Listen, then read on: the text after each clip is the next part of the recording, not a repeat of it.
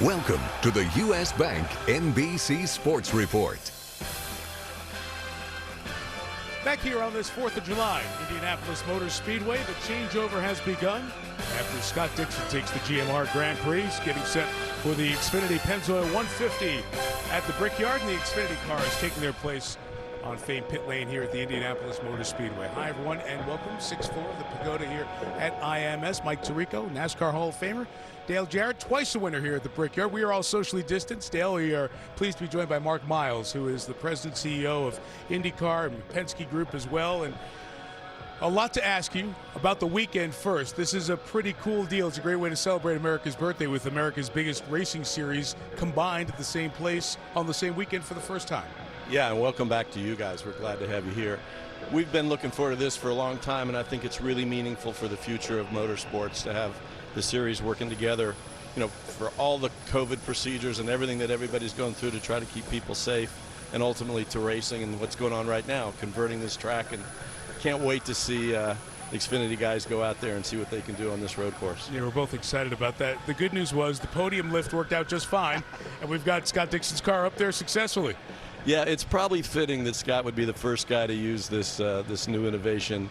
You couldn't keep him off of Victory Circle here very long, and it did work, and so I'm really happy about that. Let's get to some serious business for a minute before Dale and I jump in and talk about the racing that's ahead this weekend. Obviously, with the tenor and the tone of the conversation around the country over the last 4 weeks, diversity, inclusion, and equality has become a very significant part of the American sports conversation as well. And IndyCar and the series and IMS involved an announcement this morning about what the next steps are for your group. Why don't you take us through that? Yeah, well, we've been listening and reflecting and taking in everything that's happened in the country, and we believe this is a time where it's possible to have really systemic and fundamental change, and we want IndyCar and the IMS to be part of that change, to help lead that change. And so we are looking at doing several things, and this isn't a program that has a beginning and an end. This is the way we see ourselves in the future. We want to work on involving people of color in our workforce, team owners, drivers, crew members, really throughout the entirety of the people engaged in the sport, and across, from teams to our organizations to our promoters. We want to do that in a lot of ways, and one of them is to invest in minority communities and grassroots programs to help us reach out to people who would not normally be thinking about motorsports. This race for equality and change includes $1 million towards that goal. I don't mean to ask you a hard question because you can't have all the answers right away, but this is not as simple as let's start a baseball league in an underserved city and we'll just throw out some baseball equipment or soccer or basketball. It costs money to race, and you've got to get people to fall in love with racing. How can you do that in disadvantaged communities? Well, first of all, we did announce that we're going to put aside $1 million to try to fuel these various initiatives, one of which is these grassroots programs. We've been involved for 14 years with this one program, Next Gen Racers. I think you're going to show some video, on that. This is unbelievable. It started here in Indianapolis, here at IMS. Rod Reed's the guy who started it and still runs it. I think last weekend we had about 20 young teenagers come out here. He puts them in fire suits. He teaches them how to race, at least in go-karts, and he exposes them to STEM education. And there's so much more to be done with this. And by the way, last weekend, Bubba called in, did a Zoom call, and those kids just lit up. It was great. It's really hard work. This is not change that happens overnight, but we're committed for the long haul to transform our sport. Yeah, well, Mark, let me say I applaud you for that and all the efforts that are being made in those efforts. But let's talk about the rest of your season here. Things cranked up. It's been a great start to it. At least Scott Dixon thinks so, for sure. And but as you look ahead, you've got a lot of races coming up, and then certainly coming back here to run the Indianapolis 500 with fans in the stands. I think with this historic weekend, that's the one thing that I'm missing here, but that has to be exciting to look forward to. Absolutely. Boy, do we miss the fans at this big place. No, we're ready for a sprint to get here for the Indianapolis 500-mile race, I think, in 7 weeks. So we'll have a doubleheader next weekend that you all be covering at Road America, and then we'll go to Iowa to be on a short oval for a doubleheader. Fantastic racing in both cases. Then we get to Mid-Ohio, and then we're back here. It won't be long, Mike. Keep your bags unpacked here. We got August 23rd circled on the calendar. We know we've talked about fans. Any idea what the numbers are going to look like, and when you may have an idea of how you're going to find places and ways to get a number of folks here? We've been working on that since March, and we work very closely with all the public health authorities in the city of Indianapolis, the state of Indiana, other medical and public health folks giving us advice, reviewing our plans. They keep evolving and being fine-tuned. We announced a week ago we won't have more than 50% of the capacity of the place with attendance here. It could be less than that. And, you know, we already said that we would be giving masks and disinfectant. A little secret, we'll take everybody's temperature before they come in, and much more to keep people safe. Well, we look forward to the path between now and then, all the racing on NBC and NBCSN in between. I missed you on Memorial Day. It's good to see you on the 4th of July. Let's do it in August. You bet. Mark, Can't great wait. stuff and a great weekend. Congratulations on getting this going. Thank you, guys. Mark Miles joining us. We'll start counting down towards the green of the Xfinity race coming up. On that countdown to green, Dale Earnhardt Jr. will join us, his perspective on the historic weekend and some stuff he has ahead as well. And we'll speak live with NASCAR's president, Steve Phelps, who's been leading the sport through their unprecedented times as well, and reflect on what's brought us to a 4th of July unlike any other, as we continue from Indianapolis Motor Speedway in a moment. This has been the U.S. Bank NBC Sports Report.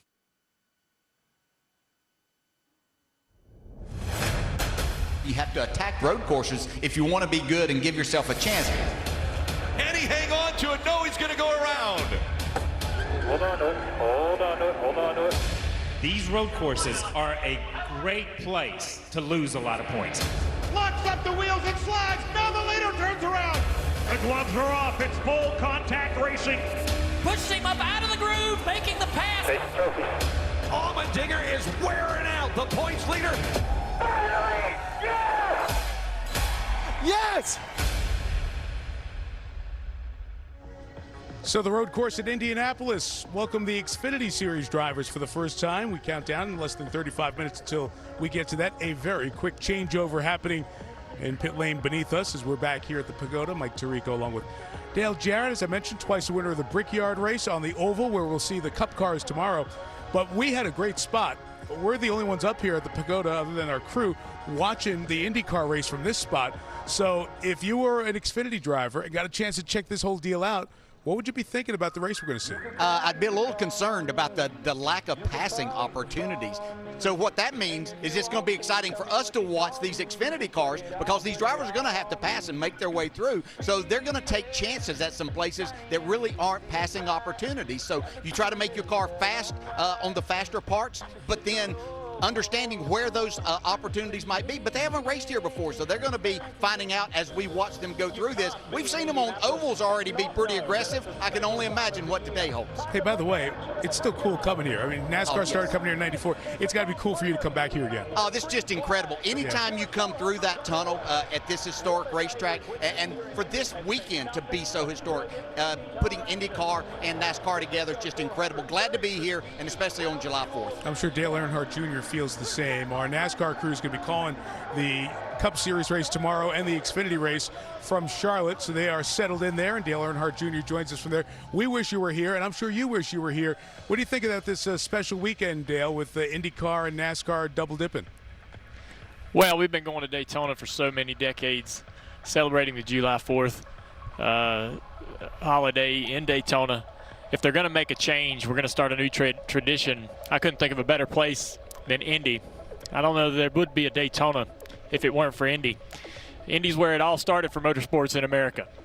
And so it's fitting for us to be able to celebrate this amazing holiday at such an incredible racetrack with so much history, a lot of history that I've been able to have the pleasure to learn about over the last several years as I've been going there as a race car driver, but also to see my first Indy 500 just last season. Hey, Junior, as we got things cranked back up in the NASCAR world, a lot of the attention has been on the Cup teams and drivers and everything going on there. We've seen outstanding racing. But being an owner of an Xfinity team that has a number of cars in this race today, what's the process been like and the difficulty of having so many races in a short period of time at a lot of different type tracks? You know, everybody just has to buckle down and get the job done. Everybody's excited, actually, just to be back at the racetrack. We're all reminded when we come back to the racetrack and as I come back to the booth that this is a privilege. Just an incredible fortunate opportunity for all of us to be a part of. And so I believe as the sport cranked back up and got back to work, even though they were going to be doing some things that were out of their comfort zone, or they were going to be trying to accomplish a lot in a very short period of time, everyone was so eager to do it, just to be back at work and back with a purpose. Hey, Junior, there's less sports on, so more folks are sampling NASCAR. Those of us who watch the sport, we're able to spend more time watching, to be really candid. So I'm kicking back on a weekend with no event to cover. I'm watching the Xfinity race from Homestead, and I'm rooting for you. And you finished 5th in that race, so you can speak firsthand, competing against these guys just a couple of weeks ago. For the folks who are IndyCar fans who are crossing over to watch the Xfinity guys today, what did you experience about the quality of the drivers in the Xfinity series that we're going to see here in a few minutes? These young drivers in this race today are our future champions in the NASCAR Cup Series. This is sort of like our college level or AAA series, where you're going to see some of the young, eager drivers that are going to make mistakes, and they're going to really show their personality and their imperfections. But one of them is going to rise to the occasion at a critical moment in their lives and win today's race. And it's going to be an incredible moment for him to win at this particular racetrack because of the history at Indy. But it also is just another rung in the ladder toward the top of winning this championship this year and possibly moving on into that Cup Series that they all dream about being a part of someday. Hey, Junior, so now you've had a couple of years of being an analyst and done an outstanding job of that, but all of those races that you've been calling have been from the racetrack. What do you think about today and being there in Charlotte and calling a race looking at a monitor? We love the opportunity to be able to look out the window at the action in front of us when we're live at the event.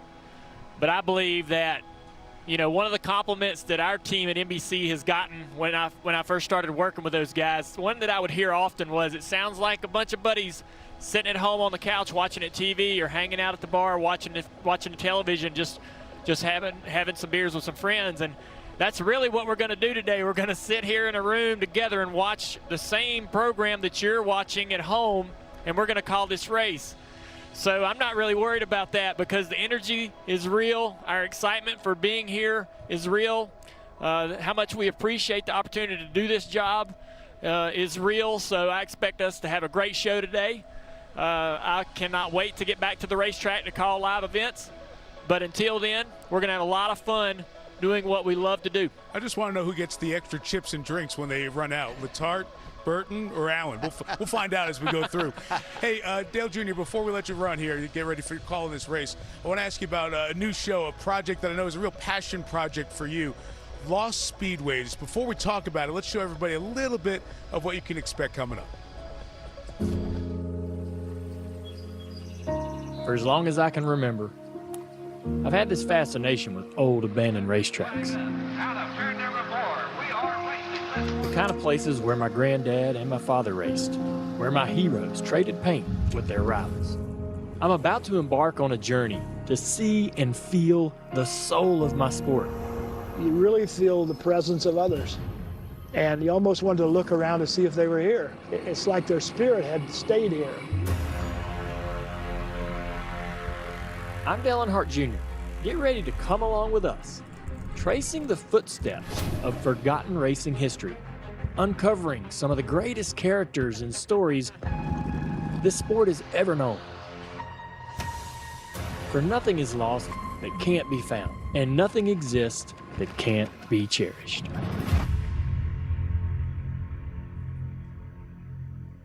Junior, I know the idea was cool for you. How was the experience of going to check out these places?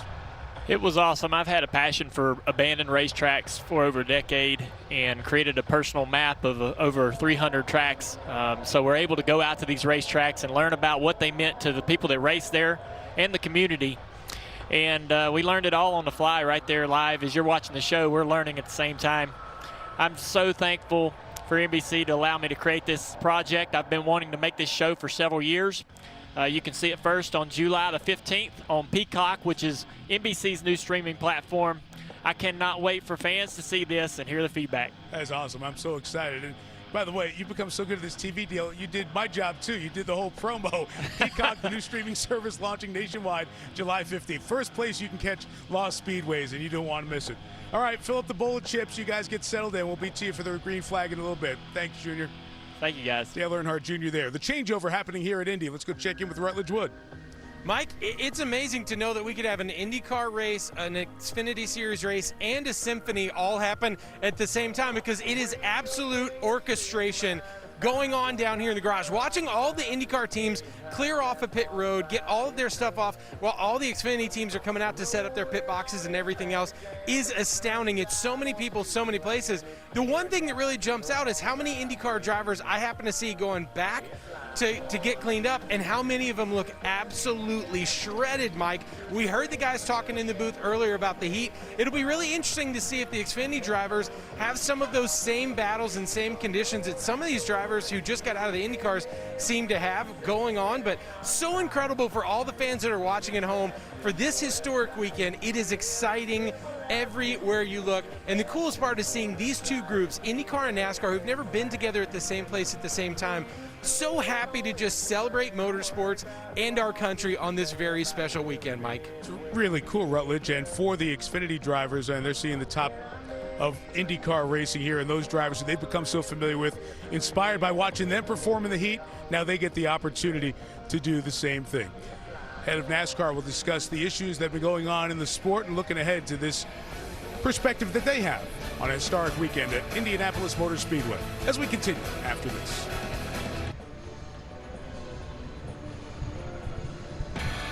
Getting set for the Pennzoil 150 here at Indianapolis Motor Speedway. After Scott Dixon won the IndyCar race, the Xfinity drivers for NASCAR will hit the road course, and then we'll see the NASCAR Cup Series tomorrow on the famed 2.5-mile oval. Have that for you on NBC. 22 minutes and change as we count down, and a little repair work being done. You heard Paul Tracy mention earlier all the marbles from the IndyCar drivers. Going to be a little bit different test for the Xfinity drivers. Let's look at the standings here in the Xfinity Series. It starts with the story of the 98 and Chase Briscoe. 4 wins here in 2020. Good road course history as well, and Chase has put some space up there at the top with those 4 victories in 2 of the last 3. And some of those names Dale Earnhardt Jr. was talking about: Noah Gragson, Harrison Burton, Brandon Jones, Justin Haley there in the top 5 with some road course expertise that'll factor in for this week. But I want to go to Chase Briscoe, Dale Jarrett, right at the start here. You know, sometimes at the start of a season, there's attention on you, and sometimes you put the attention on your performance. Chase has, and he has delivered in spades so far. Yes, he has, and he stated before the season started, after having a really good season last year, but he wasn't part of the big 3, if you will, that moved on to the Cup Series this year. He said, I believe that I should win 8 to 10 races. So he put it out there that he needed to do this, and right now he's living up to that. Whenever they show up at these racetracks, everybody's looking at Chase Briscoe as to what he has done and how good he has been, and they've even found different ways of winning. They've created some issues for themselves, but they've still been really, really good. It has been in a couple of different ways. Obviously, the 4 victories, also emotion involved in that 1 victory right after the restart. We will talk about Chase Briscoe and the other drivers to watch in this Xfinity race coming up in 21 minutes. When we come back, we'll talk to the head of NASCAR about what has been a very busy and eventful last couple of months.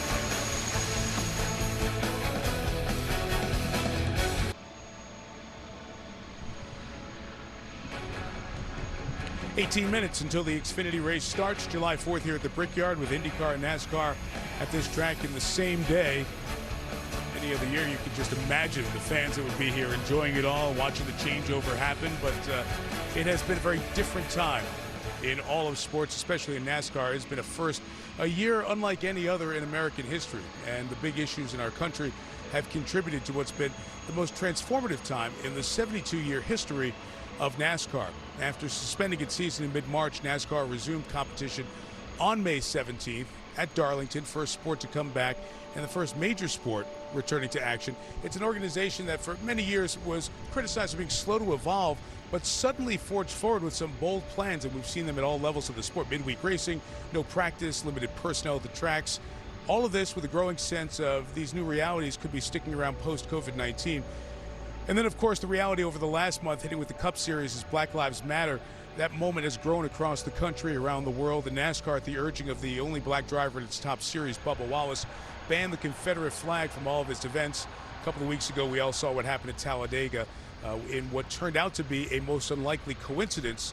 The only garage rope pulled was fashioned as a noose, and that happened to be in the garage of Bubba Wallace. It was not a hate crime after the investigation, FBI involved as well.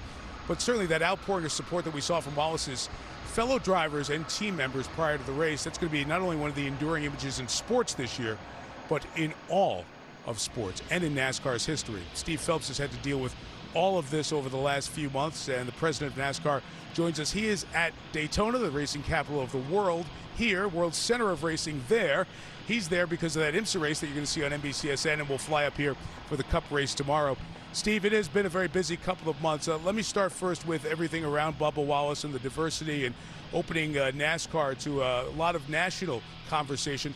What have you individually and the organization in general learned from the listening that you've done over the last 3 or 4 weeks?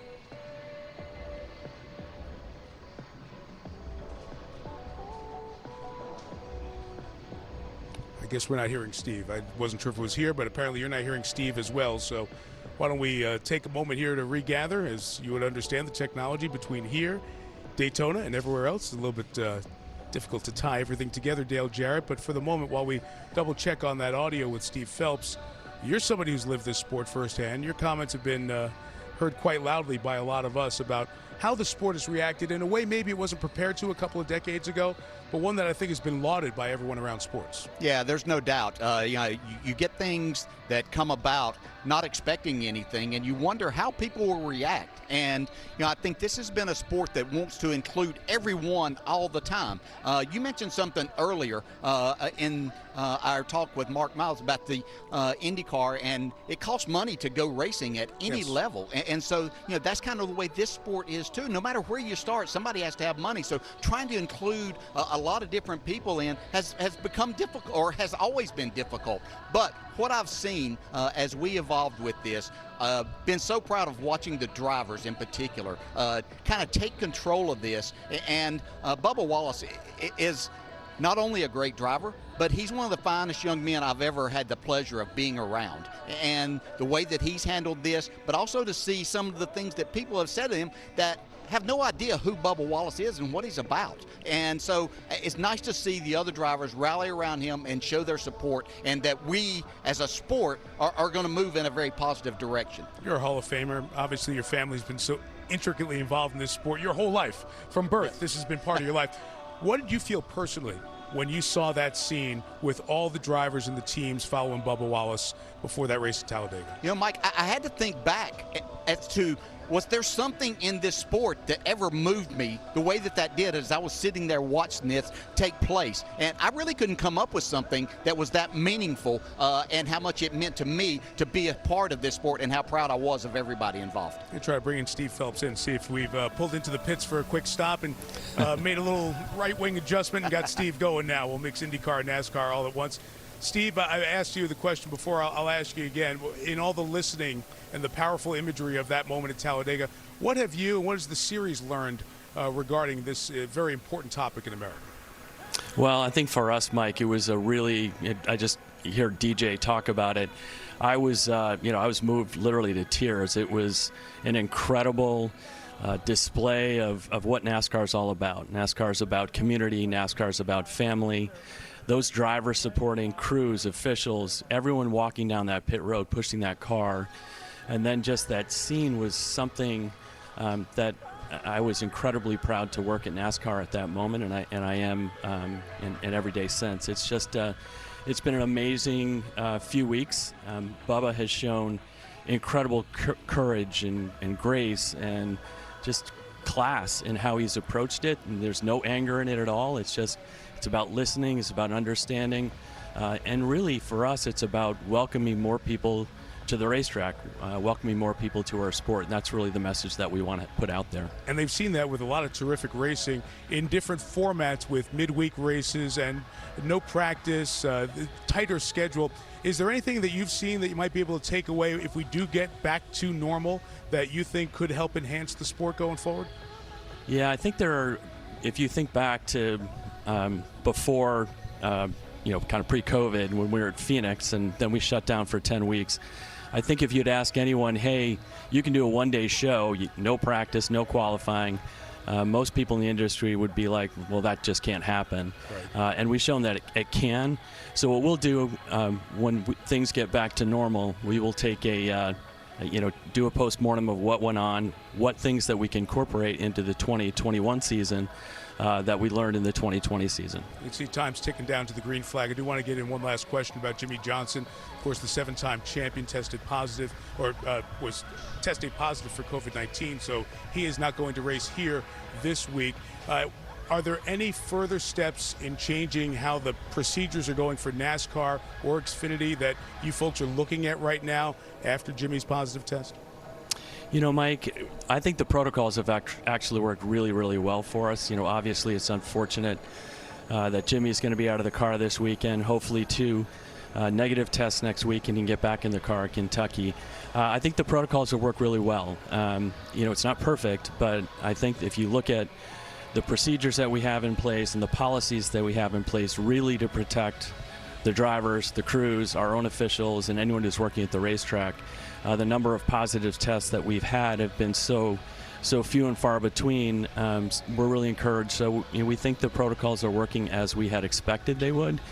Hopefully Jimmie will be back soon and we won't have any other drivers testing positive. And priority best to Jimmie, his wife, and their kids as well. Jimmie spoke from the heart today about how heartbreaking it is as parents, too. You're trying to protect your kids as well and raise them as their young kids. So we're thinking of the 7-time champ, Jimmie Johnson, his wife and family as well. Steve, thank you for a few minutes. Appreciate you putting up with a little technical gremlin. Good luck with the IMSA race down there tonight at Daytona. We'll see you up here tomorrow.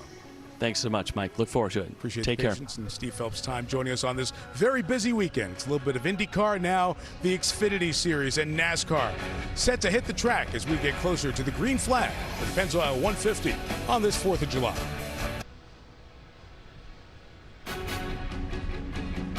Scott Dixon already across the yard of bricks with one checkered flag taken. IndyCar in the books. Xfinity cars are in place and ready to go. Here's Pastor T.C. Taylor of the One Fellowship Church in Indianapolis with today's invocation, followed by Big Machine Records recording artist Noah Schnacky, who on this 4th of July will perform the national anthem. First, the invocation.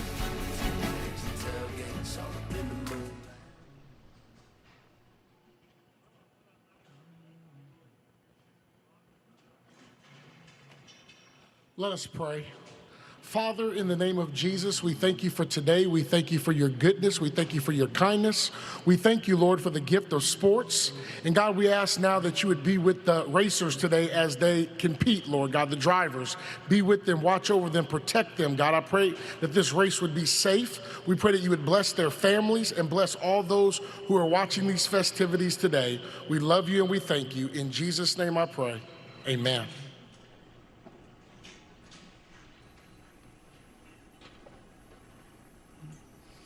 Oh, say, can you see by the dawn's early light what so proudly we hailed at the twilight's last gleaming, whose broad stripes and bright stars through the perilous fight o'er the ramparts we watched were so gallantly streaming, and the rocket's red glare, the bombs bursting in air, gave proof through the night that our flag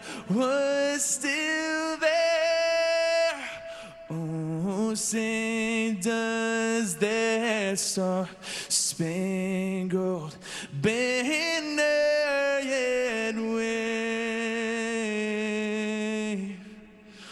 o'er the land of the free and the home of the brave?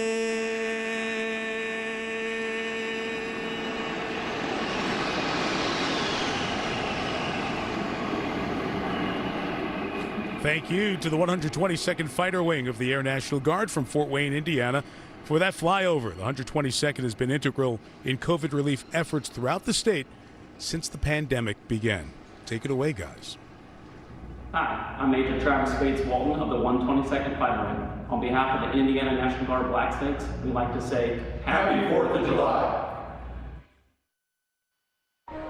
The catalyst to any motorsport event is a dynamic pairing. Racing power is sparked by die-hard batteries, half a century track record. Here at Indianapolis Motor Speedway, racing's prestige is spoken through a timeless phrase. Gentlemen, ladies, and gentlemen. Start. Fired up and ready. Tank when you're ready. One instant ignites an entire event. One surge drives those who dare. Gentlemen, start your engines. A trusted, powerful command whose words hold as much power as one of the most durable names in car batteries.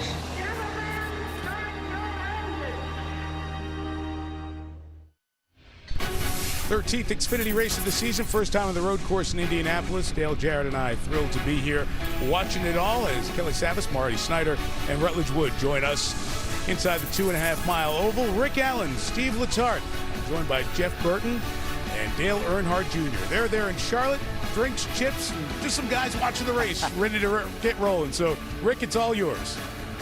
Well, thank you, Mike. It is such an honor to be a part of this weekend, and it's an historic weekend in the fact that IndyCar, NASCAR Xfinity Series, and NASCAR Cup Series all running at the same track on the same weekend. I bring in, of course, my crew chief, Steve Letarte, and say, Steve, as a motorsports fan, can it get any better than this? Well, Rick, as a motorsports fan, it can. As a sports fan, I'm not sure it can. When you think about national holidays, the only thing that matches better than a barbecue is a great sporting event, and that's what Indianapolis Motor Speedway has provided. We just watched about an hour ago the stars of IndyCar compete. Scott Dixon wins his 48th IndyCar race, and now we get to see the up-and-coming stars of the Xfinity Series, the younger drivers in the NASCAR world, try to make a name for themselves at the historic Indianapolis Motor Speedway. Yeah, and Steve, as we bring in the drivers, it's the first time that the Xfinity Series will ever be on this Indianapolis Motor Speedway road course. So as we bring in our favorite mayor, Jeff Burton, and the newest member of the NASCAR Hall of Fame, Dale Earnhardt Jr., what do you guys think about the road course? Man, we saw two practices yesterday that had a lot of guys going off the racetrack, having a lot of trouble. Take a look at some of that action here that happened yesterday in those two practices. I think we're going to see a lot more of this today, Jeff. These guys still haven't figured this racetrack out, so it should be pretty entertaining all day long. Yeah, remember, this was just maybe one or two cars at the most running together yesterday. We're going to see a lot of cars together today, going for spots, trying to find their braking zones like you see right here, just over-braking a little bit. I'm not going to be surprised to see a lot of that today, Junior. But who are you watching for today's race? Well, I know there's a lot of guys at the top of the list that are favorites today to win, but I'm also going to be watching the playoff bubble drivers. Ryan Sieg, Jeremy Clemens, Brandon Brown, Myatt Snyder, those just a few names that could have a great day today or a bad day and really put themselves in a better position for that playoff race. I'm going to go toward the front. Everybody in the garage is talking about Austin Cindric. He has 2 wins in the Xfinity Series, both on road course. He has a ton of speed. But don't forget about A.J. Allmendinger. He's a winner in the 24-hour Daytona, 5-time IndyCar winner. This guy is a flat-out road racer. He's starting 30th, so if you want to watch the action, pay attention to him because there's going to be coming from the back with A.J. Allmendinger. It's going to be crazy in the sense of strategy, too, because these drivers have never done this race course before. It will be all new. Well, not only did Scott Dixon win the trophy for winning the Indy GP, but he also has won the opportunity to give the command. He's undefeated in 2020. Here's Scott Dixon.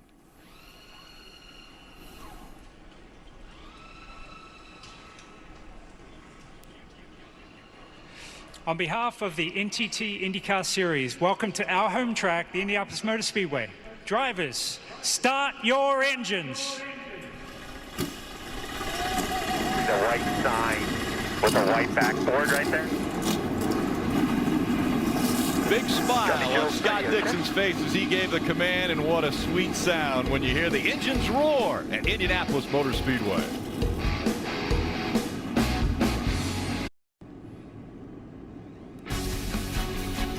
NASCAR on NBC is brought to you by Credit One Bank, the official credit card of NASCAR. Perfect for race fans. Toyota. And by Most Dangerous Game, an action-packed thriller starring Liam Hemsworth, only on Quibi. The Indianapolis Motor Speedway. Its history. Its tradition. Make this place the racing capital of the world. Drivers, start your race car.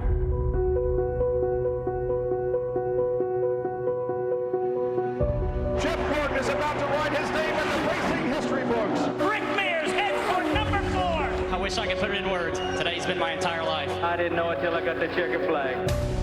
As we celebrate our nation's birthday, the Brickyard celebrates new history and new tradition. IndyCar and NASCAR sharing this hallowed ground on the same day. Yes, yes, yes, yes, yes! That's badass. Let's do this all you. Yeah, big boy. Nice job. Xfinity Series rising stars look to take their place alongside legends of motorsports.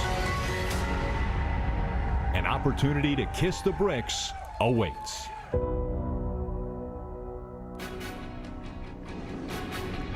It's NASCAR Xfinity Series Racing from Indianapolis, the Pennzoil 150 at the Brickyard.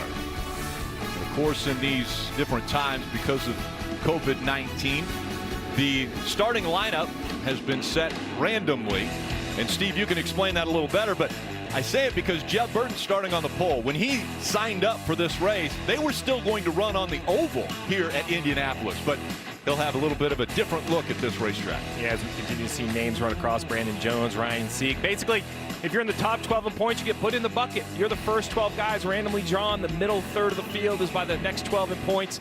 So it is random. You have a little advantage if you're higher in points, but this is not indicative of speed as we see Austin Cindric back on row 5, one of the favorites for today. Jesse Little, Mike Wallace making up row 7.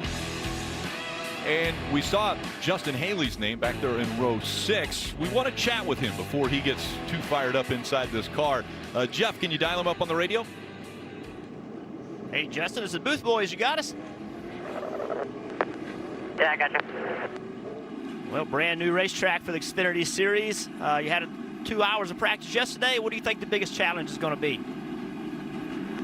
This is an extremely fun road course. You know, I've got a good bit of road course experience myself, so this thing has been so much fun running the track yesterday. Hats off to NASCAR for bringing us here in the Xfinity Series. So I think the biggest challenge is just keeping the left rear tire underneath us. Got a lot of right-handed corners, so the left rear is getting a lot of wear and tear.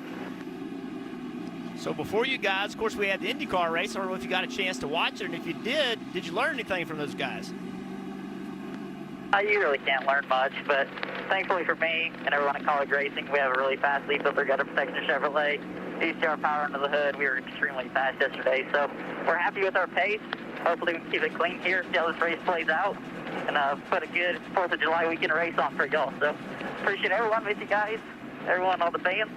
Hopefully we can get a win. Justin, how about the historic moment of this? What does it feel like to be part of this event? It's really cool. I mean, triple header weekend, IndyCar.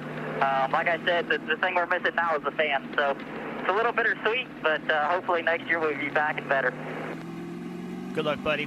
Really appreciate you letting us ride along with you. Have fun today.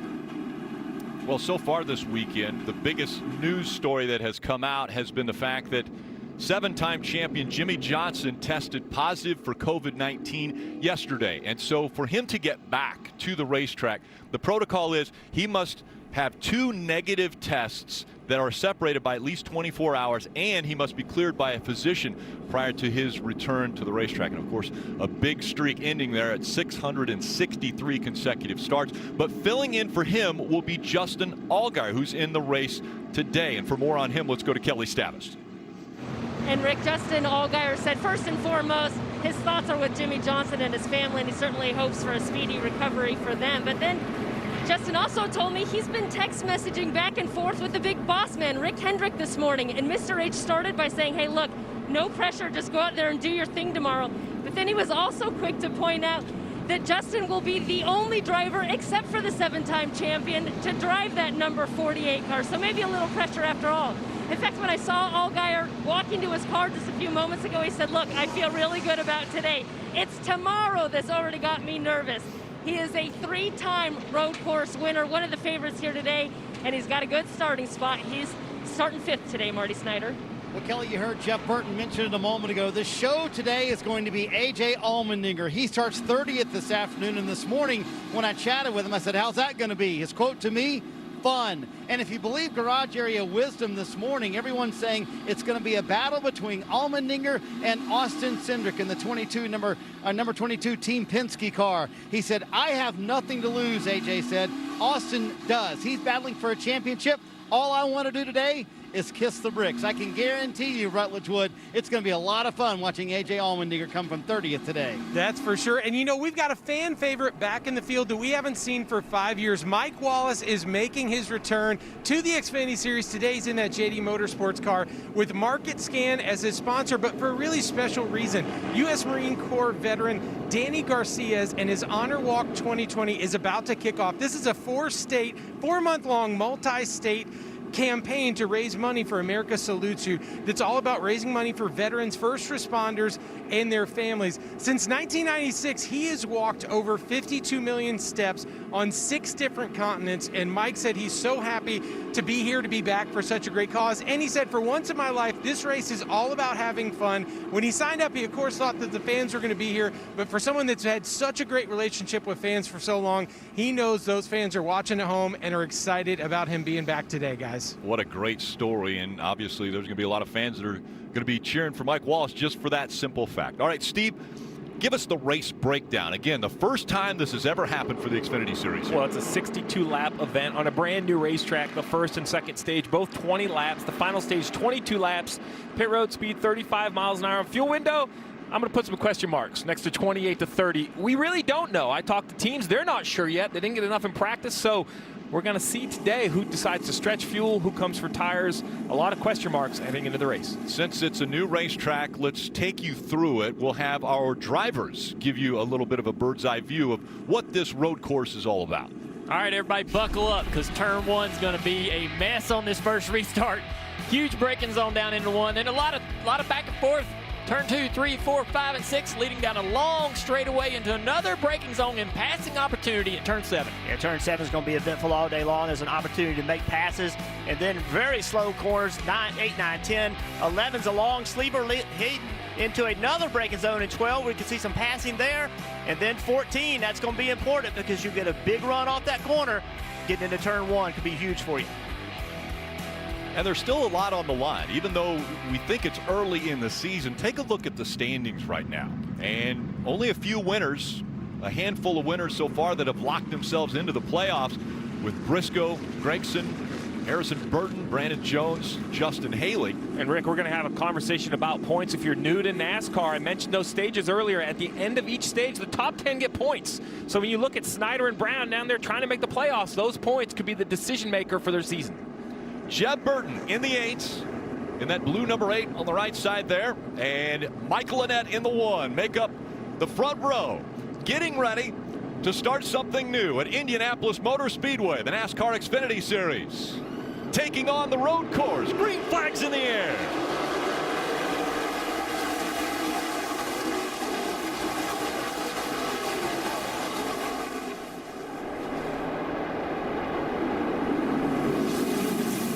Chaos could start quickly here.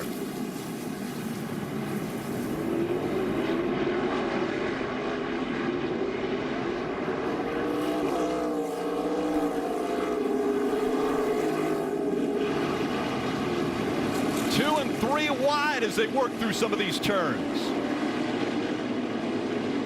Real impressed the whole field was able to get through there pretty cleanly.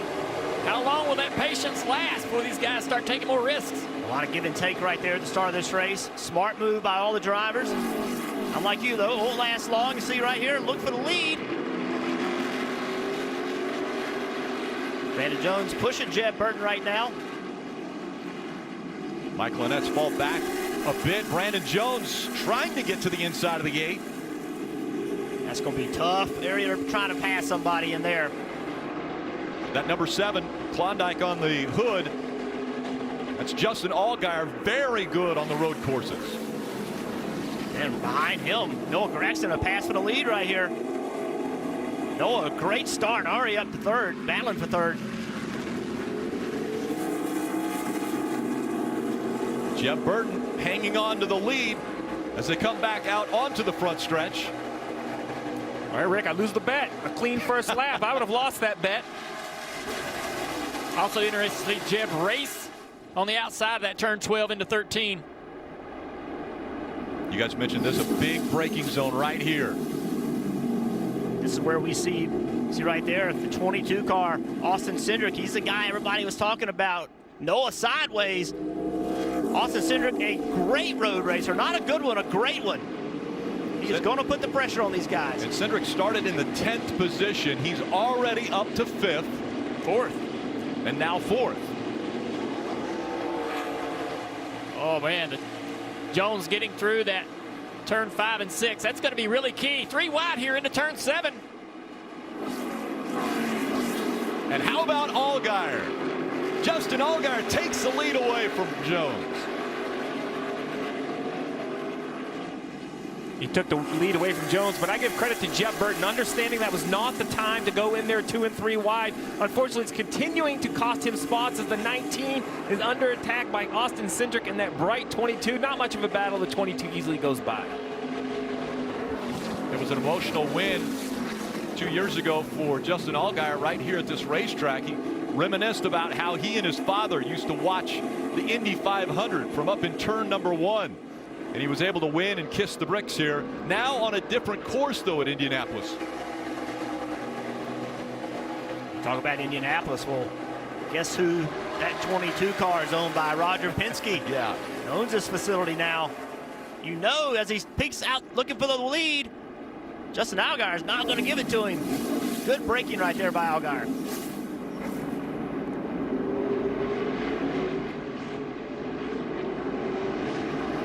No mistakes early for the top 3. As Allgaier has moved up to the lead, Cindric now right on the back bumper of the 7. This is the critical part right here. 5 and 6. This little kink.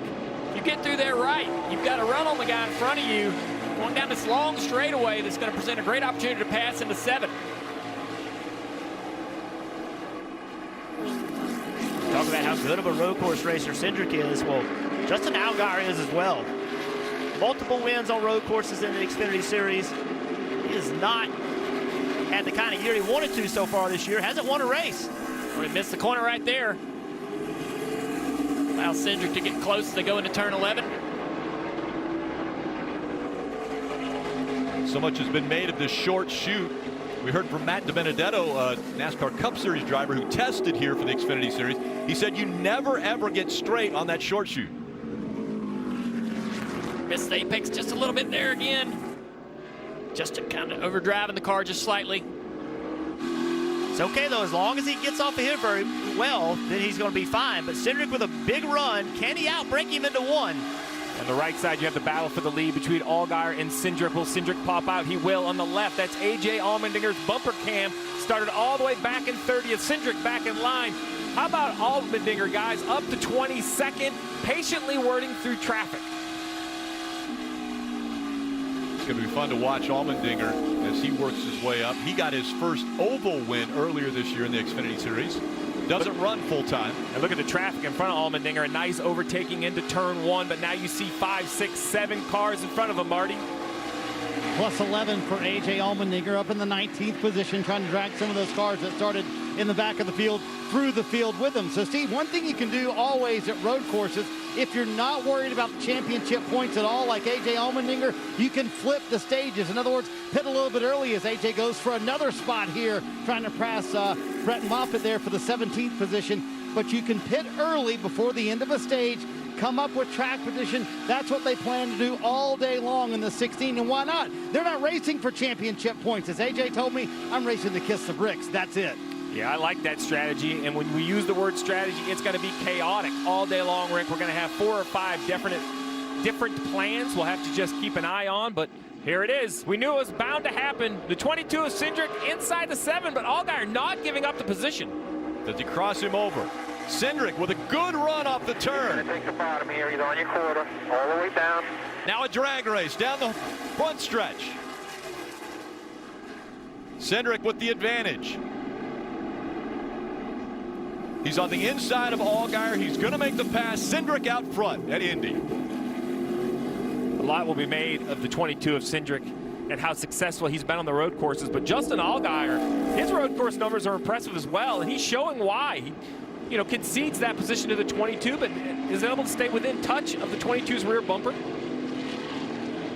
Yeah, this is an opportunity, I'd say, for the 7 of Allgaier to learn. Wasn't quite as fast as the 22 in practice, but here's an opportunity for him to find some more speed around this racetrack watching Cindric. 5 laps in, Cindric has gone from 10th to 1st at Indy.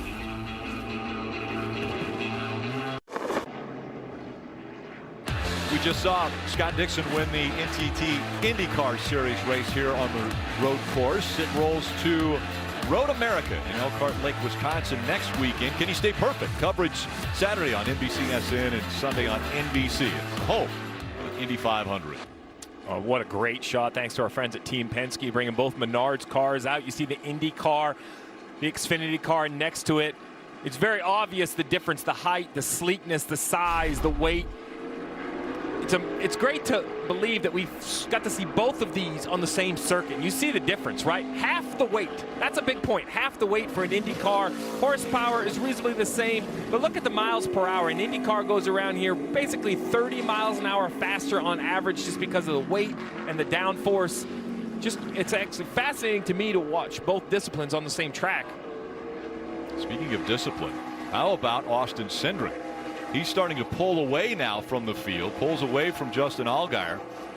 Cindric just 21 years old, and we've already talked about his successes on road courses. And we look at Alex Labbe in the 90. Rick, a lot's made about AJ Allmendinger, but Alex has done a nice job. He's already plus 12 positions, and I don't think people are surprised by that. This is a 27-year-old from Quebec, Canada, who was the 2017 Pinty Series champion. That is the Canadian Series. They run a lot of road courses. We've seen Alex have pace at the road courses before, and he's showing it here at a new venue. Yeah, he ran 6th at the Roval last year, and remember now, he's one of those bubble drivers right around that 15th. He's in 15th. 36 points out of the playoffs coming into this race. It's a great opportunity today to gain some points on those guys. Marty. And Dale, that's exactly the point I was going to make. Alex will tell you, hey, I view this as a massive opportunity for us. And when the Xfinity Series schedule originally came out, 5 road course races, he was so excited. Now, obviously, with COVID-19, they don't know if there'll be 5 road course races, but he knows today is a big opportunity for him. As you guys mentioned, top 10 at the Roval last year. Alex trying to gain some points on that cut line right now in 9th.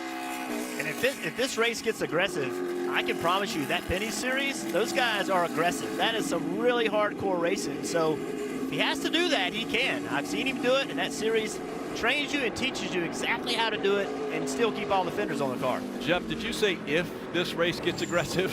Being optimistic.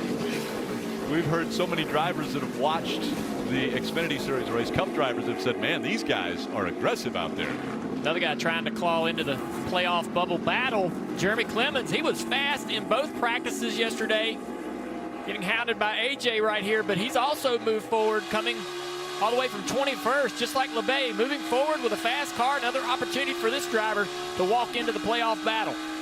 He's on board here with AJ Allmendinger, the Nutrien AG Solutions camera, looking out at that 51 of Clements.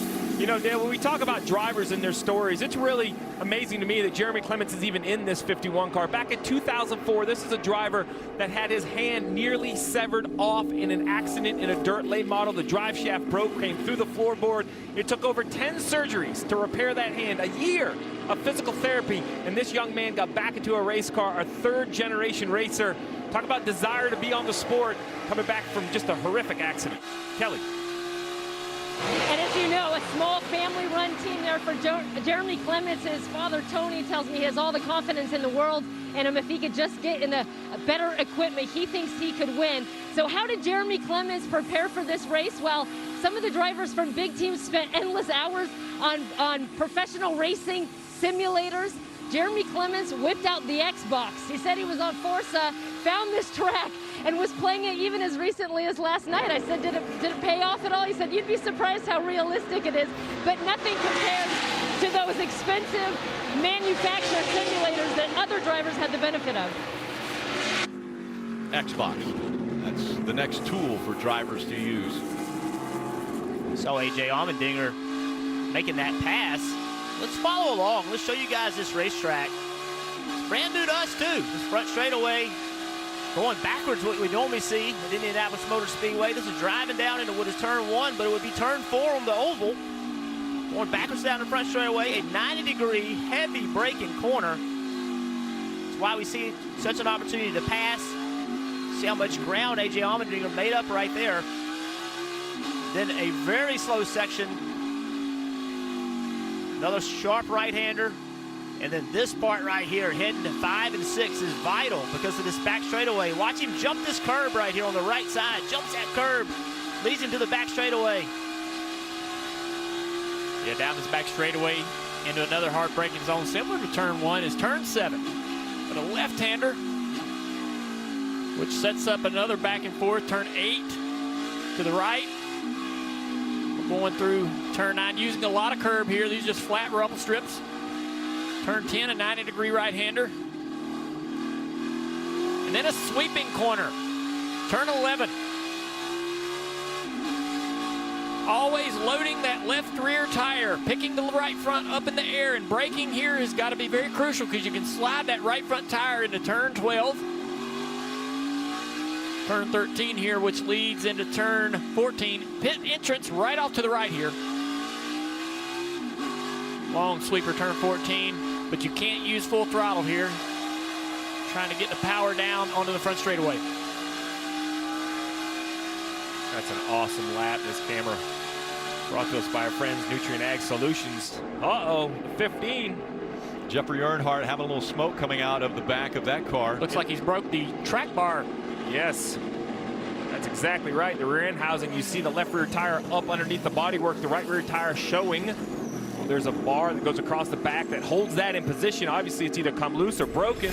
Maybe we'll have an idea if it happened on the track or no, it's already broken right there. So the smoke is more than likely just from the tire's rubbing. You see how much the right rear tire is sticking out of the body. It's unfortunate for Jeffrey. A little surprising, you know, this track pretty flat and the curbing's not really that large compared to, say, Watkins Glen, Road America, some other racetracks. You see Jeremy Clements in the 51, currently running in the 11th position. Let's listen in on the radio. 1, 2, we got a little hint of a smoke coming out the rear end. I couldn't tell where. Yes, he is. Looks like right rear, maybe. I'm not sure where the smoke's coming from, though. So we're about the same. Seems like just left-handers a little bit, not right. It is on the left-handers. It's funny they're talking about that. When we had the shot from Allmendinger's car, I thought there was some smoke, but I didn't know it was from tire lockup. It was in different places on the track, Rick. I could never figure out exactly what it was coming from. 3-second lead for the 22 of Austin Cindric here at Indy.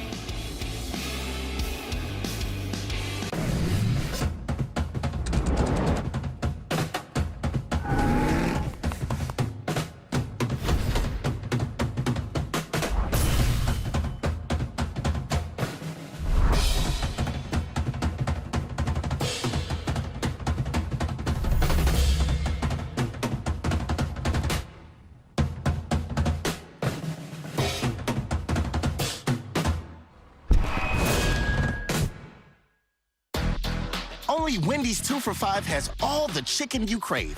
You can choose from the spicy or homestyle chicken sandwich, crispy or spicy 10-piece nuggets.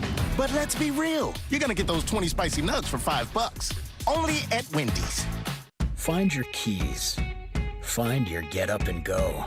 Find pants that aren't sweats. Find your friends. Find your sense of wonder. Find the world is new again. At Chevy, we'd like to take you there. Now, during the Chevy Open Road Sales Event, get up to 15% of MSRP cash back on select 2020 models. That's over $5,700 cash back on this Equinox. It's time to find new roads again. Holy mother of thin. Look what we did. We made it thin. How is this possible, you ask? It's not, but we done it anyway. Reese's Thins. Not sorry. Let's get back to blue skies and bright eyes. Let's get back to being gone. Let's get back to telling stories and hearing crickets. Let's get back to just one more cast. Let's get back to nature. Come into the Star-Spangled Summer Sale at Bass Pro Shops and Cabela's, and let's get out there where we belong. Your adventure starts here. I am proud of this place we call home and the men and women of this nation who stand unafraid, sacrificing everything in order to keep us safe. And in their honor, I salute them in any way I can. I am NASCAR.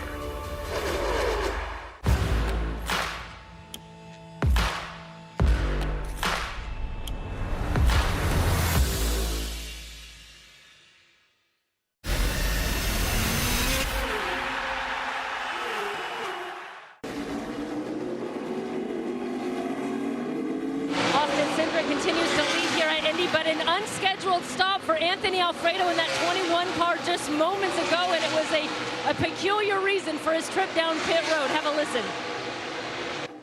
His window net fell down. 10-4 man, I copied you. If you can, try to grab with your left hand here and just get it latched up top. Don't worry about the back piece, just try to get it latched up top. All right, but just try to maintain it here as much as you can until they start talking to us. If you can, just try to push it down inside the car for now. If we quit, we're going to be screwed. Bar's about almost out of the car. If we lose that, then we're not going to have a brake or a bar to be able to hook to. So that was that driver's side window net. You can see it's back up now, but it was a pretty lengthy pit stop. They took the time to service the car as well for Anthony Alfredo, but he needed some assistance from crew members to get that window net back up. And now the driver who started in the top 12 is now being scored one lap down. Like Josh Williams had some issues on the racetrack as well. Misses turn one. There's a little. Oh, he's going to turn around and come back. Also, the 36 car, Preston Pardis, missing turn 7, getting in the grass a little bit. Have to make sure that the grill is clean of any grass or debris there, and he should be fine. One thing about this racetrack, there's a lot of runoffs here. You know, even in yesterday's practice, we saw a lot of drivers have trouble, but nobody hit anything. There's a lot of runoff, a lot of places to go. A little bit of a forgiving road course. Yeah, the only concern is that grass on the grill. We saw that be a problem for a lot of those guys that did get off the racetrack in practice yesterday.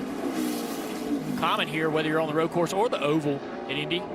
One thing that's not forgiving at the moment is the pace that Austin Cindric is putting down as the leader, 2 seconds over our all-guy, but more importantly, almost 25 seconds over Alex LeBay in 10th. Why that matters, Rick, as we get close to the end of this stage, in about 5 laps, 6 laps, we'll see that green and white checkered.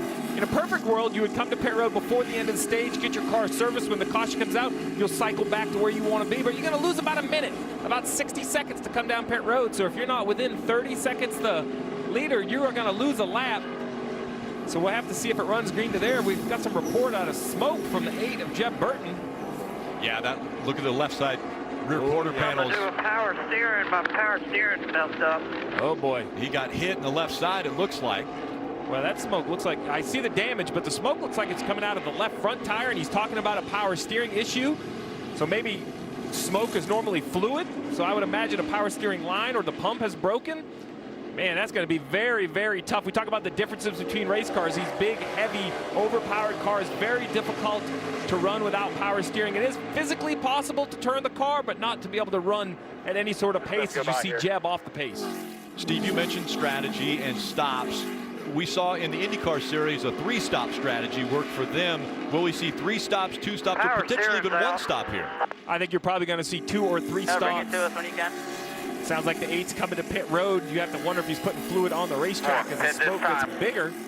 The big difference is, Rick, the length of the pit stops. We watch that IndyCar race. Those pit stops happen right away, 4, 5, 6, 7 seconds. It's going to take these NASCAR pit crews upwards of 12, 13, 14 seconds. It's a little awkward here. The driver is away from pit road, backwards. That's backwards from what we'd see a standard NASCAR pit stop. We're going to see the 8s make the right turn here, go directly onto pit road access right there. We're going to talk a lot about this access road. Still no speed. You hear him rev the engine right up. Pit road speed doesn't begin until all the way around the corner at this yellow line. Not a big situation for Jeff Burton with a mechanical issue, but as we see the leaders pit, we got to remember that access road. Remember, Jeb only runs a partial schedule, so it's very disappointing for him not having a chance to run every week and have a mechanical issue. Let's go follow along with A.J. Allmendinger. All these leaders come before the end of the stage. You want to come, Chris? I'll have to create the buffer for you. If 22 gives up the stage, we come in with him. Only one I'm worried about is 22, so Doug, you have to let me know on the 22. Chris Rice there, the general manager of Colleague Racing, talking a little strategy. The race within the race, you heard Chris Rice say, I am racing the 22, which means he feels he has a car he can win, which would be battling the 22. I tell you, another driver doing a nice job. Jeff, your son Harrison in this 20, having a heck of a year, a couple wins. I know he doesn't claim to be a road course racer, but he's taking it easy here early, staying inside the top 10. Oh, more issues for the 36. Yeah, the 36 of Preston Pardis around, but back out onto the track. No caution. 4 laps to go in stage 1. This is how Preston Pardis got off track. Just trying to carry too much speed. Just never could get it slowed down. So around he went. Steve, the pit strategy is tough because these guys are racing for points and they want to get those points, but they also want to position themselves for a better finish of the race. So that's going to be kind of a give and take for these crew chiefs. Yeah, you have to decide who you're racing, whether you think you have a car that can win the race, whether you're trying to gain points in the stages. There's a lot of different, not just strategies as far as the best for your team, but what's your goal? We see the 78 of Vinnie Miller seems to have a right front flat. Now this should bring everyone to pit road. That tire ends up on the racetrack. It could be debris. If I'm one of the leaders, I'm calling my car to pit road right here if I have the opportunity. Yeah, it looks like he's early in his lap as well. So he's got a long ways to go to be able to make it back around. Oh, there it is. Yep. You're right, Steve. Spotters need to be seeing that. Pit. Tell them to pit right now. Knowing that a caution will be coming out potentially for that debris that's on the racetrack. Yeah, the 22 stayed on the racetrack. Surprisingly, the 18 was on pit road. And now the caution comes out. Oh. Missed opportunity there, Steve. Yeah, I'm surprised Cindric didn't come to pit road as Vinnie Miller tries to limp the 78 back. You see the 19 did get on pit road and the 16 got on pit road too. We had to confirm that they got on pit road before the caution came out. Okay, so why does that matter, Jeff? Very simply. In a perfect world, you have come to pit road under green flag conditions, anticipating the yellow to come out. You come in, you get your service, you stop. When you return to the racetrack, everyone in front of you still needs fuel and tires. So when they come down pit road under yellow perhaps, you're going to restart in front of them. We see the 16 of A.J. Allmendinger on pit road now. This is a long entry to pit road, so I don't know if he had already committed before the yellow came out. We're going to have to go back and review that. Yeah, that's the key. Marty.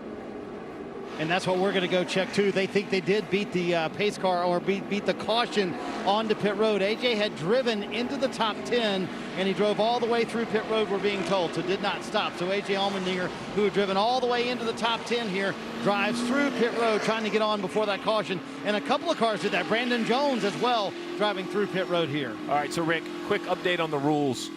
At an oval track, you try to get to pit road before the yellow flag comes out. If it doesn't, you can go down pit road with no penalty. Remember that access road we talked about? AJ probably knew he was stuck, but the problem is there's nowhere for him to go. So you're going to see right here, AJ's going to peel off to the right, and you see the light is already flashing red. So just unfortunate timing for AJ. Didn't know if he didn't see it or thought he could beat it. I like the gamble, but the gamble's going to hurt him. And once you commit, which was at that dashed white line, he's on pit road. He can't come back off of it. We were told that by Wayne Otten, the series director, earlier today. Yeah, you're committed. Once you see the car on the left-hand side, Vinnie Miller with the bright orange nose. That's the access road, your entrance to pit lane. And so it will be 2 to go in stage 1. Austin Cindric out front.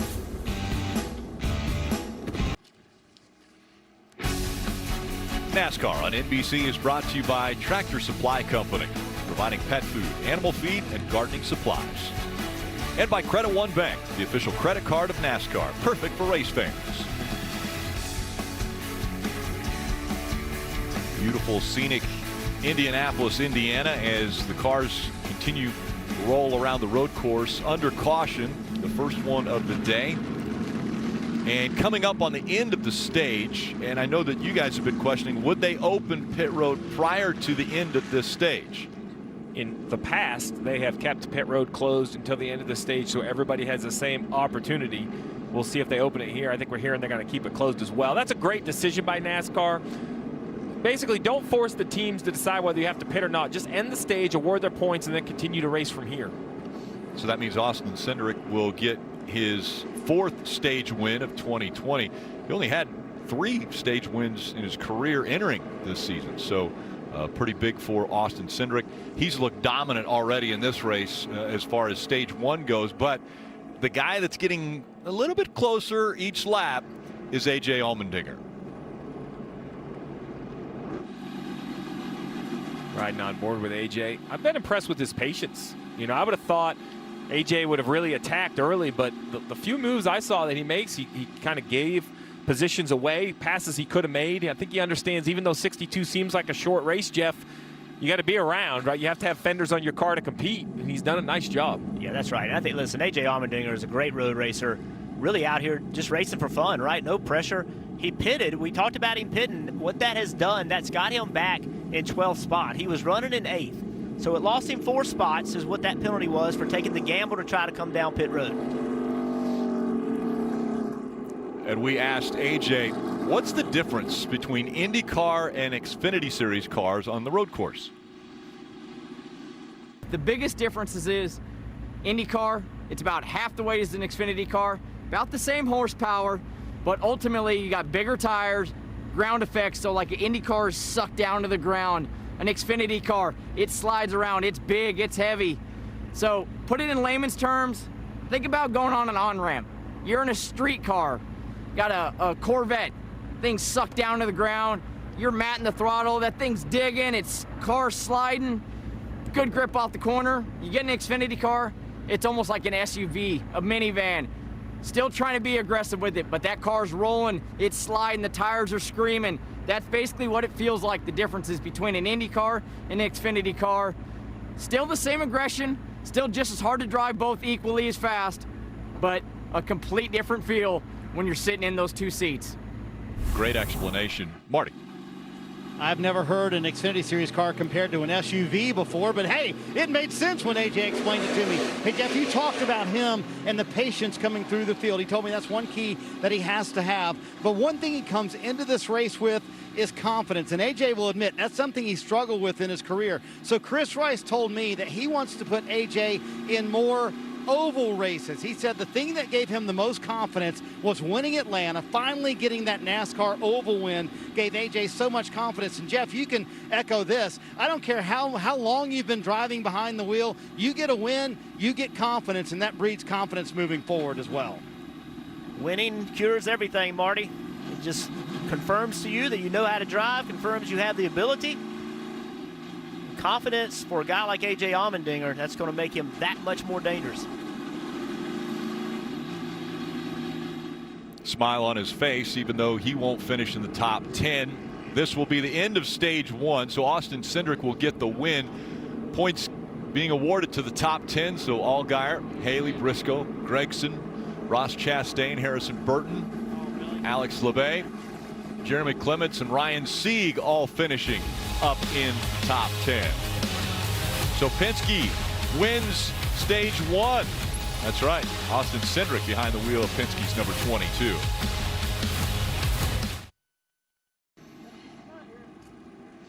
Dwayne Johnson brings Super Bowl champion Victor Cruz and Ninja Warrior Jesse Graff to take on all comers to become the next Titan champion. That's the Titan Games Monday on NBC.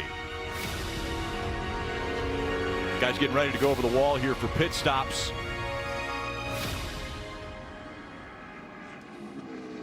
And we'll see everybody with the exception of 2 come to pit road, right, Steve?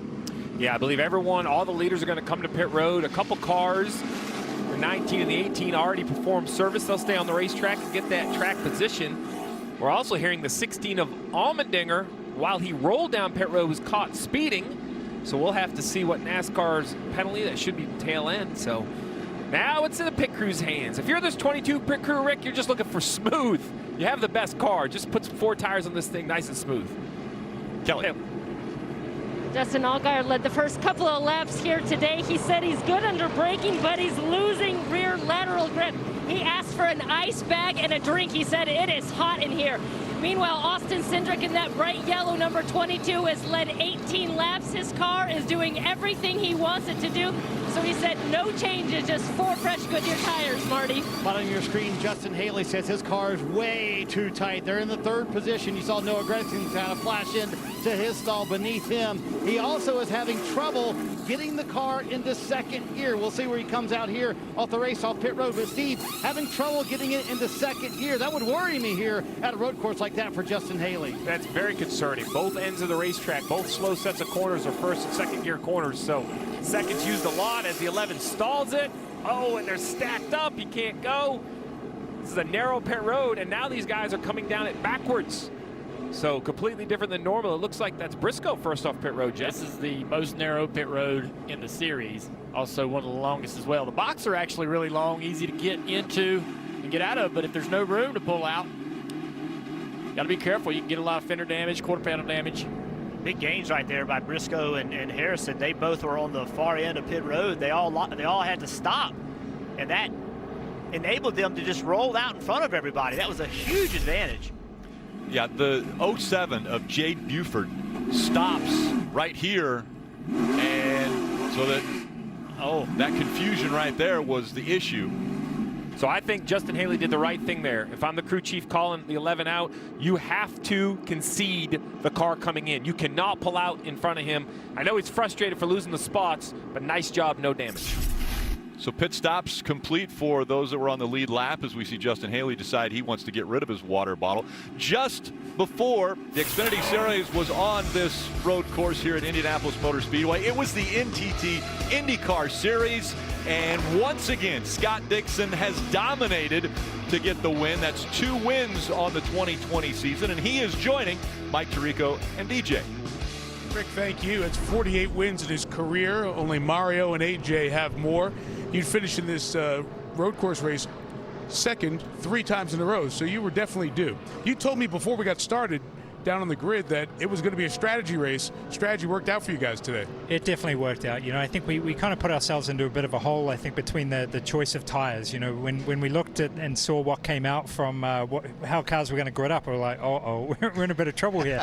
But it actually made us pit early. You know, it kind of put us on that cycle. We had to commit to a 3-stopper, and you know, it kind of played into it a little bit later when, you know, we pitted 3 laps later, that caution came out, and then we were, you know, off sailing because of the strategy we'd started with as well. You know, a lot of the other people that we had to try and pass were still on blacks. We had the red, the better, grippier tire, and we could take off. So, yeah, I don't know. It was just, we met, you know, kind of downstairs there, walking past each other, and you must have given me the luck. You gave me 20-second answer. It was the whole story. Thanks, by the way. Yeah, congratulations, Scott. And I mean, your career has just been outstanding. But my question is going to be about your crew chief. But you had to still go do the job, as you were pointing out, once you got you in a good position to go win this race. But it's still not that easy. My question is, as a driver in the past, when my crew chief helped get me that position that I needed, you give him that credit and everything, but does this buy him a pass sometime whenever he doesn't make that right call to do things? I'll maybe buy him a couple of beers tonight. You know, we'll leave it at that. But no, you know, it's a new team for us, a lot of new different people. Mike Cannon is first time in this, you know, the PNC back number 9 this year, but it was huge. You know, I think that call between him and Mike Hull and Chip Ganassi, they're all on my stand. So it was, you know, it gets a little bit chaotic, but you know, it's just one of those days that what we picked just worked. You know, and when you get seasons like that, for us now to start the season off with 2 wins in the PNC Bank number 9, man, we got to keep this rolling. As some rain comes down, they get ready to go to green. What were you seeing as you were up here watching the last few laps of that first stage? Give me your impression watching the Xfinity cars on the road course. I can't thank Roger Penske, everybody at NASCAR and Xfinity and the NTT IndyCar Series. How cool is it to see these categories all here on one weekend? There's been a lot about it, a lot of talk about it for the past few years that might happen. Unfortunately, the fans aren't here to witness it, but I can't. It's so exciting to be here.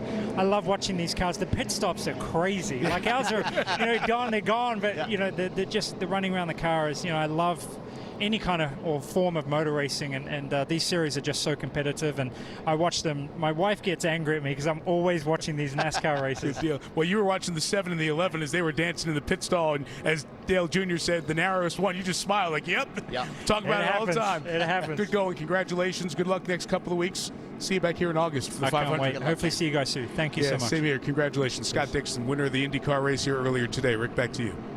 And again, a historic weekend, IndyCar, Xfinity, and Cup all here at the same racetrack on the same weekend. And we just heard the possibility of rain, the clouds overhead. What does that mean, Steve? Well, so rain is an ugly 4-letter word when it comes to racing, but not on the road courses. We're going to continue. So if we do see rain, this race will continue. You are required to have a red running light in your rear window so every other car can see you. You have to have a windshield wiper. You could put these grooved rain tires you see right here on your screen, and you hopefully will have a defogger. Remember, these are closed cockpit, Marty, so vision can be an issue if rain does show up. Steve, this is where we hope you did your work back at the shop to prepare for what looked like a 0% chance of rain today. But you know what? Yes, sprinkling right now. There is rain in the area. Xfinity Series teams have 2 sets of rain tires to use today. And if NASCAR declares it a wet race, they would come in and put those rain tires on. And when you put those rain tires on, you can lose spots on pit road. So teams learned that a few years ago, Kelly, at Watkins Glen. Remember, it was 2 years ago where they did have a rain race at Watkins Glen. If it rains, Kelly, it's going to be eventful. It could be fun. All right, so Brandon Jones has assumed the lead of this race in that 19 car. When I asked his crew chief, Jeff Mendering, what his biggest concern was today, he said weather. He said not only does Brandon have very little experience in wet, he's not the greatest road course racer, and he said we've got a really aggressive setup that would just not do well in the rain. And you heard Mike Tirico say there are some drops coming down, so this could get very interesting in a hurry. Yeah, Rick, you talked about having the car ready. Well, what about the driver? I mean, there's a lot of drivers in this field today. They have never raced in the rain. So if we do get rain, it will be a major change in this race. It'll be a great opportunity to learn, but I'm not sure I want to learn under fire like that. Brandon Jones in the 19, Riley Herbst in the 18. They now make up row 1 as we get ready for the restart. And again, the possibility of precipitation, things amping up as we get ready for the start of stage 2.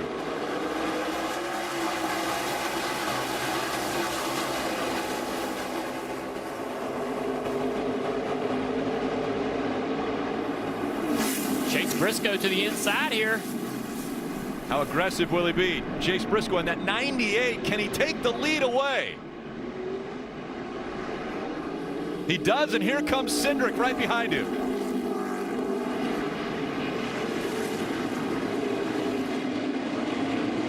Be interesting to see how Briscoe does out here in front of Cindric. Cindric's been faster all weekend in practice, but Briscoe, no slouch on the road courses himself. We talked to Briscoe. He said he was focused on this race, had been running in the simulator every Wednesday since February. He's been running the Indianapolis road course, an Indiana driver. He'd love to go to victory lane at the Brickyard. Talked about his hero when he was here for his first Brickyard 400. His hero, Tony Stewart, won and climbed the fence. He said, hey, if I win, I'm climbing that fence. It's the corner just a little bit there in turn 10, coming through 11. Will the 22 try to pass here on the inside to 12? Looks inside. Right behind them is Noah Gregson. Oh, 98 misses it again. No harm, though. That part of the racetrack is so slow that he still kept everybody behind him. That 9 of Gregson told us he looked for wow moments. He wants to lay it all on the line on the track. Well, this could be a wow moment right here if he takes the lead away from these two. But right now, the battle still between the 98 and the 22. Big block right there by Briscoe. He took the inside lane. A lot of debris down there picking up on them tires. Not going to let Cindric outbreak him. Briscoe holding off Cindric as they go through 2, 3, and 4. We heard Dale Jarrett at the top of the show talk about the passing opportunities and maybe the lack of passing opportunities. There are two big heavy braking areas. Both of our drivers have explained it. Heading into turn 7, this is one of them, Jeff. The left-hander down here, heavy on the brakes. Briscoe's watching that mirror right now, seeing if Cindric's going to try to sneak out a little bit. Briscoe wanted the roll. Good road racer. A lot of racing experience on road courses. Cindric continues to put the pressure on him, though, to not make a mistake. Man, Cindric's car is fast. Briscoe knows it. He's taking that line away. Into turn 12. He missed the corner right here earlier. Didn't miss it that time.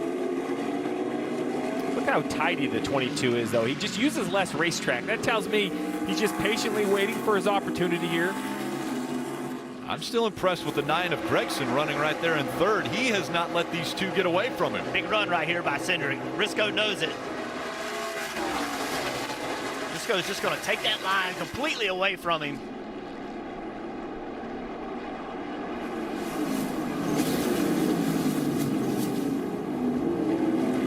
This is the preview, Rick.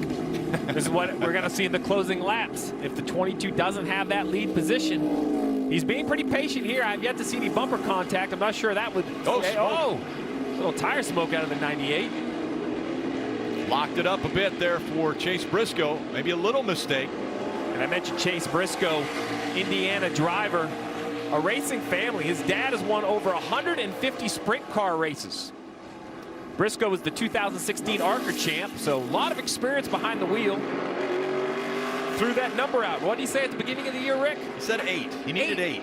I don't know where he got 8 wins, but I might have set my number a little lower before I put that much pressure on myself. He's backing it up, though, with already having 4 as we see a car turned around. The yellow's out. That's Bailey Curie in the 74. Knocked a flyer loose in the back or something. It's not running, it sounds like. So the caution has come out once again. Keep the net up. Keep the net up, they say. The 23-year-old from Driftwood, Texas. He's right here at turn 13, just before pit entrance. Field cruises by. I'd love to tell you I knew that, Dale, but I'm still learning this racetrack as well. And without the full perspective, I was trying to figure out which end he was at.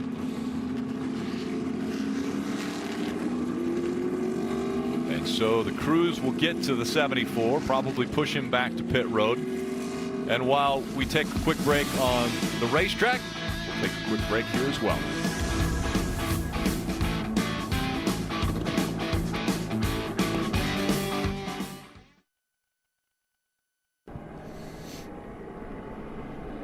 You're watching the Pennzoil 150 at the Brickyard.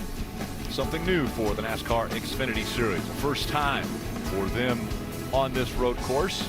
See on the upper left, a few cars coming to pit road. None of the leaders, though. Most of the guys middle and back of the pack.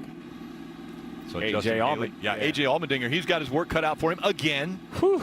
So not this yellow, but the caution before. He came down pit road and had to roll through. And long story short, he was too fast one of those trips. Had to go to the back.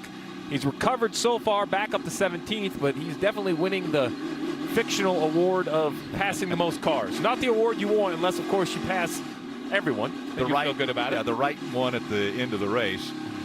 Let's find out where Rutledge Wood is around this racetrack. Rick, I'm just inside turn 7, and it's a little bit of a misnomer. We said there were no fans here today, and in the stands that's correct. But around all of these turns in white are the corner workers, and every single one of those men and women are huge race fans, so much so that they donate weekends all over the country to help make sure everybody understands, hey, there's a local on this corner, you got to watch out. They're super helpful. We want to give them a little love. And behind me, you might also notice all of the spotters. Now, earlier we saw with the IndyCar race, there were no spotters over here. So here for the NASCAR Xfinity race, there's 3. But I wonder, guys, when they increase the curbing here on turn 7 and change really the whole apex of that turn, is that why they had to add a set of spotters over here? Because IndyCar did not have a spotter here. Well, my strategy as a crew chief would be put a spotter anywhere I thought the passing zone would be.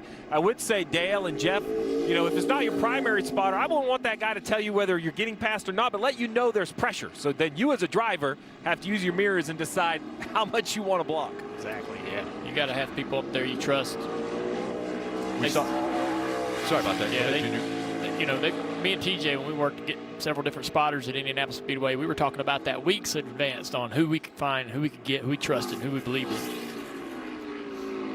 We saw the 07 Jay Buford have an issue on pit road. A little confusion there as Justin Haley was coming out, he was coming in. They stopped. You know, we mentioned that this is his first run at Xfinity, but the American Ninja Warrior is not foreign to racing. He has plenty of racing experience. The 32-year-old from Houston, Texas has raced in many different series. And of course, a couple times he has competed for the American Ninja Warrior. Rick, I think you should do that next. You know I'm 51. I'll video it. I'll video it. Yeah, I'm sure you would.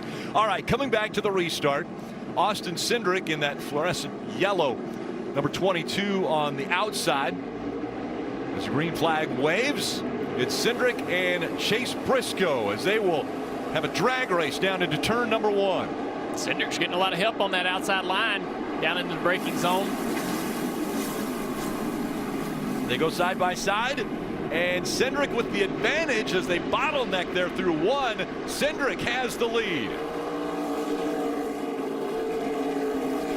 Riley Herbst up there in the 18, and here comes Noah Gragson again in the 9.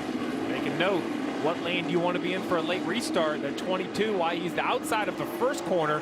He's the inside for turn 2, Jeff. I actually think that's an advantage to make a pass. Yeah, it looked like that outside raid went really well. You know, Myatt Snyder, big move. I think he's all the way up to like 7th or 8th from that outside lane. Now look at that restart, though. Maybe. Yeah, they're going to look again at that. Remember what the rules are. The leader of the race has to start. He has to start first. He has to launch before the guy in second. The 98's the leader.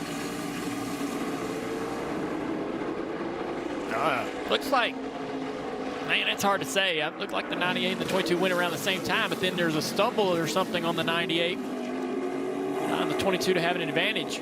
22 looked like he backed off, but there was a car behind him right away that wasn't allow him to back off. Interesting to see how they call that one.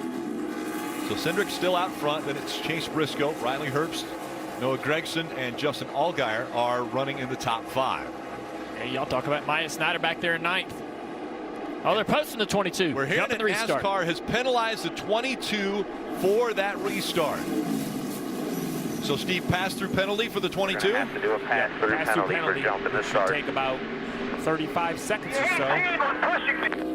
You hear Cindric very upset, claims he's being pushed. So, Jeff, you mentioned it. So, basically, the leader brings the field into the restart zone. Red markers on the wall. Anywhere from the first line to the last line, he can accelerate. So you see, there's a 1 line, and then there's 2 red lines here. Actually, I saw 3 red lines, so I'm not sure if that's the outside. Here we go. This is better. The cones in the wall. The cones sticking through the fence would be a good indication. There's the first one. There's the second one. Well, you talk about different circuits. That's a thing. You know, at some of the ovals, the restart zone is very defined for me. Obviously, the drivers knew where they were. I didn't recognize which line it was, but the leader has the opportunity to accelerate first. NASCAR feels the 22 went before the 98, so he'll be penalized. Kelly. And Austin Cindric pretty heated on the radio. He says he was on the brakes. He said the 18 was pushing him all the way through that restart zone. And at first, his crew chief said, hey, we're not going to win this one. But now they have called him off from serving that penalty right away. They said, we have 3 laps to serve it. We're looking at the footage, and we're going to continue to argue our point. So I like the strategy of not coming. Not because of argument. I don't think you're going to overturn it. But if you're lucky enough to get a yellow, you can serve your penalty under yellow. So there's no reason not to, not to wait your 3 laps. But he did mention that the 18 was pushing him. And so he's trying to say that, hey, I backed off, the 18 pushed me. So NASCAR now is going to look again at it and just make sure that they have the accurate penalty for this situation. Well, let's go back and look at it again. This is one of those positions that I am glad I'm not a NASCAR official. And that official that's down in their pit box, he will convey the message. Here we go. Look again. Who launches first? That's really the question. Who launches first? From that view right there, it's pretty clear to me that the 22 of Cindric was the first one to launch. If he launched first, then that is not what he's supposed to be doing. The 98 is supposed to launch first. Yeah, Here they are. Totally. Look, the 18 is right on the bumper, but watch right here. The 22, the 18's on the bumper. The 22 is going to leave the 18's bumper. And as he starts to leave the bumper, right there, that's accelerating. That little surge you saw from the 98, that was when the 9 hit the 98. So, but he wasn't going. But I don't know, in fairness to Austin Cindric, I don't know that he could know that. Right. He saw that learn, just that, little bit of a forward movement from the 9 hitting him, and then he went. So sometimes in racing, just bad stuff happens, and that could have been simply just that. He just saw the 98 move forward, and then he accelerated. Kelly. Coach Brian Wilson reminding Austin not to speed here while serving his penalties that don't make it any worse than it already is. Serve this penalty, and then you're going to have to go like heck so we can hit again under greens. But Austin Cindric's going to have a lot of ground to make up, which could make for an exciting race for us to watch. Well, Rick, we talk about a new facility and mistakes, so who were the favorites? Cindric, Allmendinger, Cindric, Allmendinger. They're the two you have to beat. Well, the two of them currently have beat themselves. One with a speeding penalty, one with a restart penalty. I do expect to see both of them matriculate back to the front over the second half of this race. But if you're Chase Briscoe in the 98, if you're the 9 of Noah Gragson, the door has opened up. Opportunity has been presented. Can they take advantage? So now it is Chase Briscoe that is out front with Noah Gragson running in the second spot as we go NASCAR nonstop. Before the road trips, the cool mornings, the hot cast iron, the short nights, and the long cast. There's one stop that you can't afford to miss.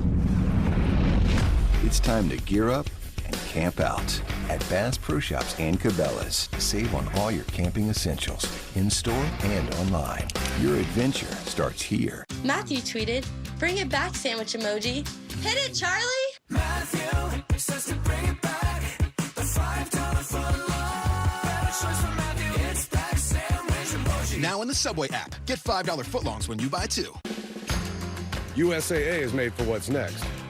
No matter what challenges life throws at you, we're always here to help. With fast response and great service. And it doesn't stop there. We're also here to help look ahead. That's why we're helping members catch up by spreading any missed USAA insurance payments over the next 12 months, so you can keep more cash in your pockets for when it matters most. And that's just one of the many ways we're here to help the military community. Find out more at USAA.com.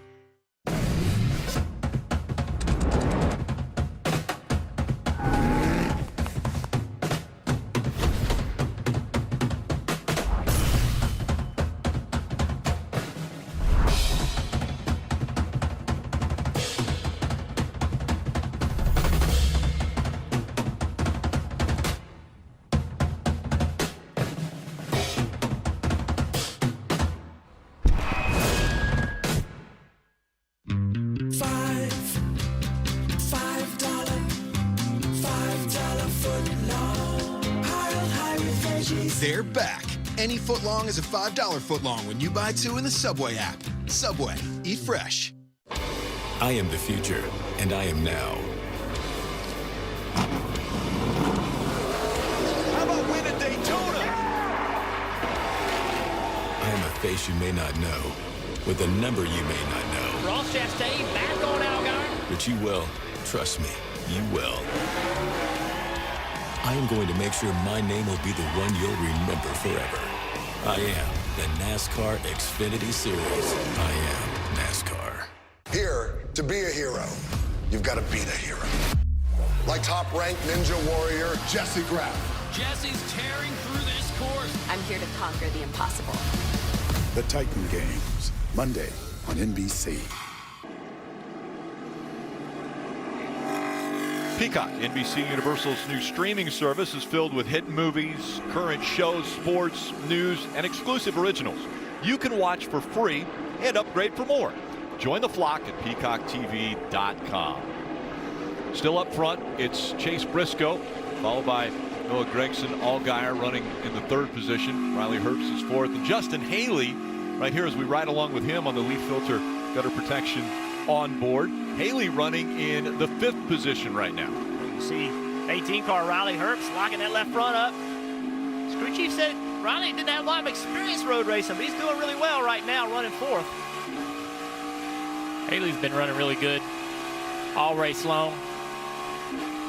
He's gaining a lot of speed and knowledge and understanding from A.J. Allmendinger, his teammate. A.J.'s been helping them dial these cars in as they plan to come here and get the setups worked in and unloaded really fast. All team cars from Kyle Eager running quick this weekend. Chastain as well right there behind these guys. Justin Haley has 2 wins in NASCAR's upper divisions. Surprisingly, only one of them from the Xfinity Series. The other one is from the Cup Series. He got a win at Daytona on a rain-shortened race. Take a look at Xfinity Series teams wins. And Colleague Racing right there 3rd on the list behind Joe Gibbs Racing and Stuart Haas Racing. You would say behemoths of the teams. And then Colleague Racing just started up recently, has had a lot of success. Marty? Justin Haley in that white number 11 leaf filter Chevy. And yeah, Rick, you talk about those wins. 1-year anniversary of their first ever win is today. So Justin's big fire out of Brandon Jones. The 19 off into the grass. Flames were rolling out from underneath that car. A lot of oil. See on the racetrack, right behind him in that track. A lot of oil on the racetrack. Turn 9 here. He climbs out of the racetrack, out of the race car. He's running 9th. The fire suppression systems on these cars, very impressive, because we saw the flames rolling out from underneath that car. Look at the back tail, the discoloring. That tells me there's fluid, probably oil all over that. Kelly. And Steve, you tell me if this could be related, but a handful of laps ago, Brandon came over the radio and said it feels like the car does not want to stop when I use the brakes. He says, I have no faith in them. Interesting. I don't know if they are related or not, but maybe it was a mechanical failure that caused an oil leak. Maybe it's not an oil fire. Maybe it's a brake fire. Maybe brake fluid caught on fire. The discoloring on the back could be just from the burnt paint. We're seeing the AMR safety team right there helping out Brandon Jones. Brandon's had a rough couple weeks. Won that truck race a week ago in Pocono, then wrecked the first lap of the Xfinity race. Looking for a little bit of a bounce back here. Fortunately for him, though, he's got that win early in the season to lock himself into the playoffs. But let's see what's happening here on board of the Nutrien Ag Solutions 9 to car. go, correct? 9 You to see go. fluid Yeah, all over the camera here. He's got big problems with. You saw the 20 behind him. He was also very loose following the 19. Wow. Wow. Yeah, so all that discoloring on the tail was from the fire. You see it wrap up around. That's how the air works out from underneath the back of these cars. I think Kelly might be onto something. I wonder if he didn't have a brake failure, or if that's not brake fluid or something catching on fire, Jeff. You know, oil, you would think it would keep burning or burn more. There's a ton of oil, 5 gallons of oil in these race cars. That seemed like a pretty quick flash, like maybe it was more the amount of brake fluid. So they'll hook up to the 19 and pull that back into the garage area where Joe Gibbs Racing team will take a look at what happened there. But Brandon Jones, a quick end to his day. I have to see this as an opportunity for Austin Cindric.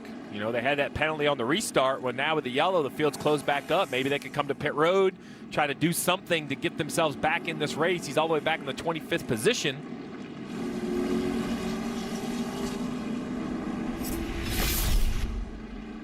You can see right there under braking, he missed his marks and then never got going again. Knew he had a problem.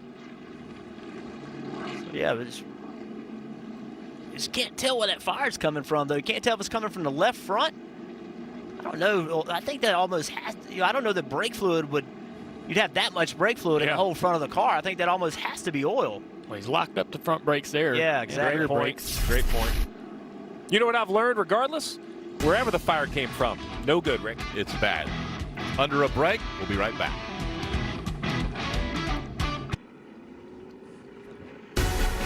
And the safety crew just getting the 19 towed back through the grass. And while they're doing that, we'll go to Rutledge Wood. Rick, I was over there by the spotters. They told me to take a hike, literally and figuratively, and that's exactly what I did. I'm over here now in front of the museum. Now, something really interesting, when Roger Penske bought IMS, the museum is actually a totally separate entity. It's a 501(c) charity, and it is an amazing place. Take a look inside it, just some of the incredible history that exists in here. And honestly, it doesn't matter what kind of racing you like, there is absolutely something for everybody. Seeing the turbine cars, they really take off if you're a fan of the old Offie setups. There's just so much here that is true living history. The vents on some old brake drums, or even Larry Biscaglia's old 51 Chevy and then his 67 Ford, that he used to be the guy that would wait in line to be the very first person to get his tickets to the Indy 500. And in 1967, that's what the track gave him to say thank you. I mean, that guy was a legend just for being a fan of the sport, something we all know. It's the most important part of all of this stuff.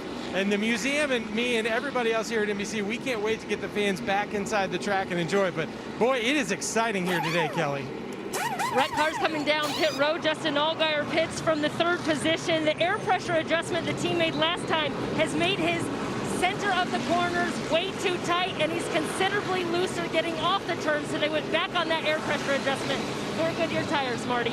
Long debate between Noah Gragson and Dave Ellens all year long. They have gone for stage points, but Dave Ellens said, I think track position is more important today. Here they come down pit road, giving up those stage points, in all likelihood taking 4 fresh Goodyear tires. Meanwhile, Chase Briscoe slides to a stop in his stall. He asked Greg Zipadelli, he told him the car was definitely coming to him, but still a little bit free. He said, I feel like on the long run, we will be very good. 4 fresh Goodyear tires, and we'll see if Chase Briscoe can hold the lead off of pit road, and he does. Justin Allgaier gains a spot as well.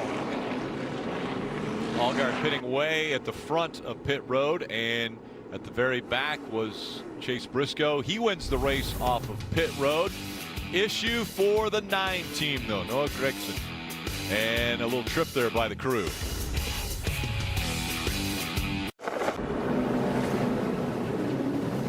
It's going to be a short sprint to the end of stage 2 here in Indianapolis, and a jumbled up lineup. Everyone did not come to pit road. We have Sieg, Annette, Brandon Brown, Josh Balicki on the front 2 rows on old tires, trying to steal some points at the end of the stage, while the faster cars, the 98 of Briscoe, the 22 of Cindric, Allmendinger, the guys we've seen have speed, will be mired back in the field. This one's going to be crazy, Rick, heading down to turn 1.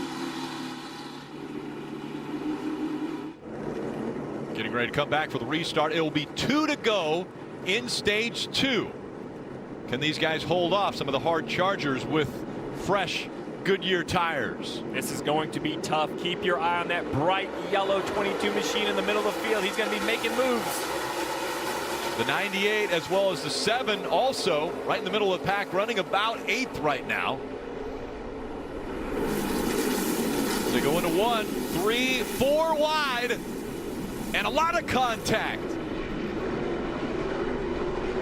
Allgaier getting shoved out in that 7. In the 99 of Josh Balicki, heavy contact. We see part of the back bumper of the 68 of Brandon Brown almost falling off. And now it flies off. Looks like it landed in the grass, so I don't expect a yellow. Still out front is Ryan Sieg. Here comes Allgaier in that 7. A lot of smoke blocking the brakes up there back behind him.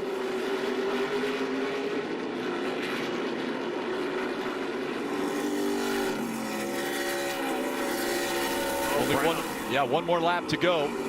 How about Briscoe? Came to get tires and already attacking Sieg for the race lead. Chase Briscoe back to the point. Sieg stayed out, one of those drivers around that playoff bubble, trying to get some stage points here. Hang on to that 2nd place spot. That'd be a big deal for that team. Remember, Briscoe's coming from 7th to take this lead. So Briscoe, Sieg, and there you see the 9 of Gragson off into the grass. all that work he did. Now he's got to go back and get all those spots back.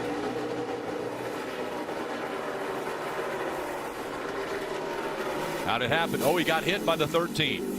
Timmy Hill moved him out into the grass. Yeah, we've seen drivers race through there side by side. It's like Noah missed the corner. Timmy went to the inside there.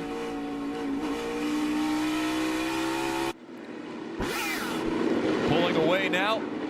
As you see, Chase Briscoe has lead over Ryan Sieg. Again, Sieg.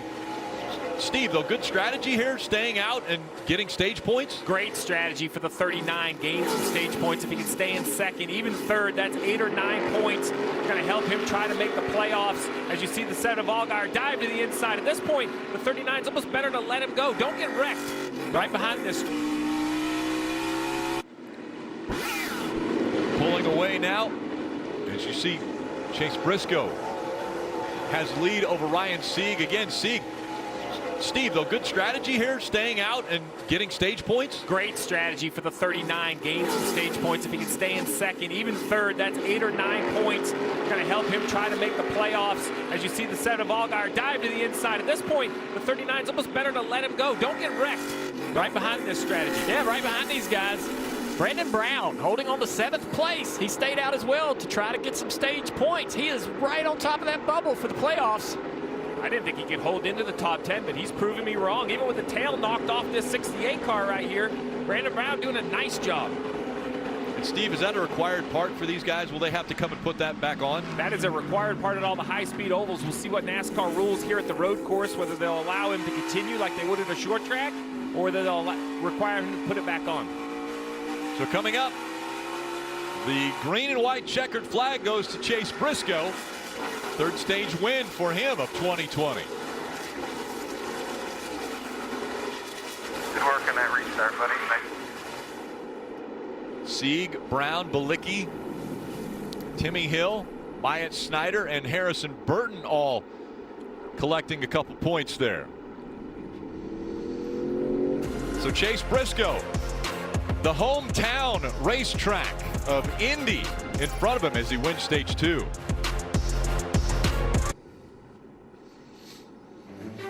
The famed Yard of Bricks tomorrow. The Cup Series returns to NBC. Race coverage from the Brickyard begins at 4 p.m. Eastern. Rick, it's been a historic weekend here in Indianapolis with IndyCar and NASCAR sharing the same track. So we figured let's do a little comparison. IndyCar, NASCAR, a little bit more expensive to run the NASCAR series. The 2 cars, though, very different. Top speed of an IndyCar around 240 miles per hour, while a NASCAR race car sees around 200 miles per hour at times. Much shorter. The IndyCar only 40 inches tall versus 54 inches the roof height. This is the big difference in my mind, though, the weight. Almost half the weight for the IndyCar now with the new aero screen. They were completely open cockpit. Now they have that safer aero screen. And as we know, a full-body stock car, a closed cockpit area, which is usually a temperature thing. We've had that temp inside Haley's car. You see about 110 degrees. That was an issue for Scott Dixon in the IndyCar Grand Prix today. His helmet hose fell off, which before open cockpit, helmet hoses were not even a conversation in IndyCar. So they took a little stock car technology, tried to pump some fresh air to the helmet of the driver. He had problems with that, ran a little warm under the helmet, still ended up going to victory lane. And we want to listen into Riley Herbst's radio. That was the most BS thing I've ever seen in my life, Dave. Apparently, if you have the number 7 on your car, and you've been in the series for 15 years, you can choose to start wherever you want, and then that puts all the slow guys in front of you, and then you get used like an old dish rack by your teammates and put 4 wide on the top at the 7. It was just splendid. That was awesome. So maybe a little frustration out of Riley there. You know, listen, when you get back in that pack, and you're supposed to be starting 11th or 10th or 12th, it is like every man for himself, and it's crazy. Like, drivers have gotten to the point where they just take whatever line they think they ought to be in, and there's really nothing you can do. But look at all this chaos. Look at. Yeah, I saw all that contact between the 7 and the 99. And apparently Riley saw it as well. Oh, Justin with. Wow, Balicki slammed into him there. Well, he was getting run into from behind, so Kelly. You see Ryan Sieg in that number 39 car coming to pit road. He just picked up some valuable stage points. He hasn't said much about the car itself, though we've heard, but he's been critiquing himself, saying he's just driving into the corner too hard, which is killing his exit. So a lot of these drivers still trying to learn, especially on this new road course, Marty. Brandon Brown, middle of your screen, he winds up gaining 5 stage points because of that, so they're going to come to pit road right here. And Michael Annett, on a day, Travis Mack, his crew chief, told me, if there's an opportunity for us to get stage points, we are going to do it. So this is a good one for Michael Annett, who winds up picking up 6 stage points for him. Nice pickup after stage 2 there. These guys who did not pit towards the end of stage 2, they got the points, now they're pitting. They had an issue with the jack there. They couldn't keep the car up. Brandon Brown in that 68. Well, Rick, you asked about the tail, and you see zero urgency out of the 68 car. So NASCAR is going to consider the road course like a short track and say, you know what? We're just happy you still have the fenders on it. We're not worried about the tail. The reason that the high-speed tracks is I know it's going to be hard to believe, but crew chiefs in the past have had that tail fall off on purpose because it can be an aero advantage. No. I don't believe Surprises it. me, Who would do Steve. it? I don't know who would do it. Surprises me. Any advantage that you guys could find. What a view we have had already, and I think the guys that have the best view in the house have got to be Mike Tirico and DJ. And is James Hinchcliffe up there with you? Yes, Hinch is here. We're all enjoying Hard to Believe with Steve Letarte. It's like a regular feature. We love that stuff. We showed Steve showing the difference in a NASCAR and an IndyCar and mentioned the aero screen. Was it hotter in there as you drove today? Finished 11th, by the way. Yeah, it certainly was. I mean, it's a big, obviously, a safety advancement. We're all thrilled that it's there, but it does bring some new challenges, and the heat's the big one. We don't have the room in the car for a fan system. So we do have a hose hooked up to the helmet, but it's just sort of ram air from the speed you're getting out of the car. On a road course, you're going fast, you're going slow, the speed's not constant like an oval. So it was a little bit more of an issue today for sure. James, we've seen in this race here today, the two favorites, kind of A.J. Allmendinger and Austin Cindric, both having problems, making some mistakes, put them back in the field. The difficulty of driving back through on this particular road course, not a lot of passing opportunities. No, I mean, obviously you got a nice big long straightaway down into turn 1, but you still have to make it stick. I think that's one of the big challenges. You can get these big runs, but slowing these big, heavy stock cars down and not running wide, having the guy high-low you, that's a big challenge. So being back in the field is definitely going to be tougher. Track position is always going to be an advantage. Good finish today. You're running a limited season. You're going to trade the wheel in for a microphone. We look forward to listening to you next few weekends on NBCSN. Very excited. Yeah, all right, thanks great very much. to have you on the team. Cheers, James guys. Hinchcliffe finished 11th today. Get ready to go green. We'll go back to Rick and the guys. Mike, you have a mayor there with James Hinchcliffe. We have a mayor here with Jeff Burton. I tell you, it's a perfect situation. And Hinchcliffe will be a part of the pre-race show tomorrow with Rutledge Wood. So he has traded the steering wheel for a microphone. We're excited about that. Looking at the points earned today, Justin Allgaier, 18 points. Briscoe, Haley. Look at Sieg. Awful in practice yesterday. 8 points already today. Great day by those guys. Great strategy that they have made work. I was going to say, Rick, as we come to this restart with 20 to go, we talk a lot about strategy. Well, here it is. No more stages, no more breaks. 20 laps to the trophy. Once they cross the line, it'll be 19 to go, and we're back underway. The final stage, Indianapolis Motor Speedway road course.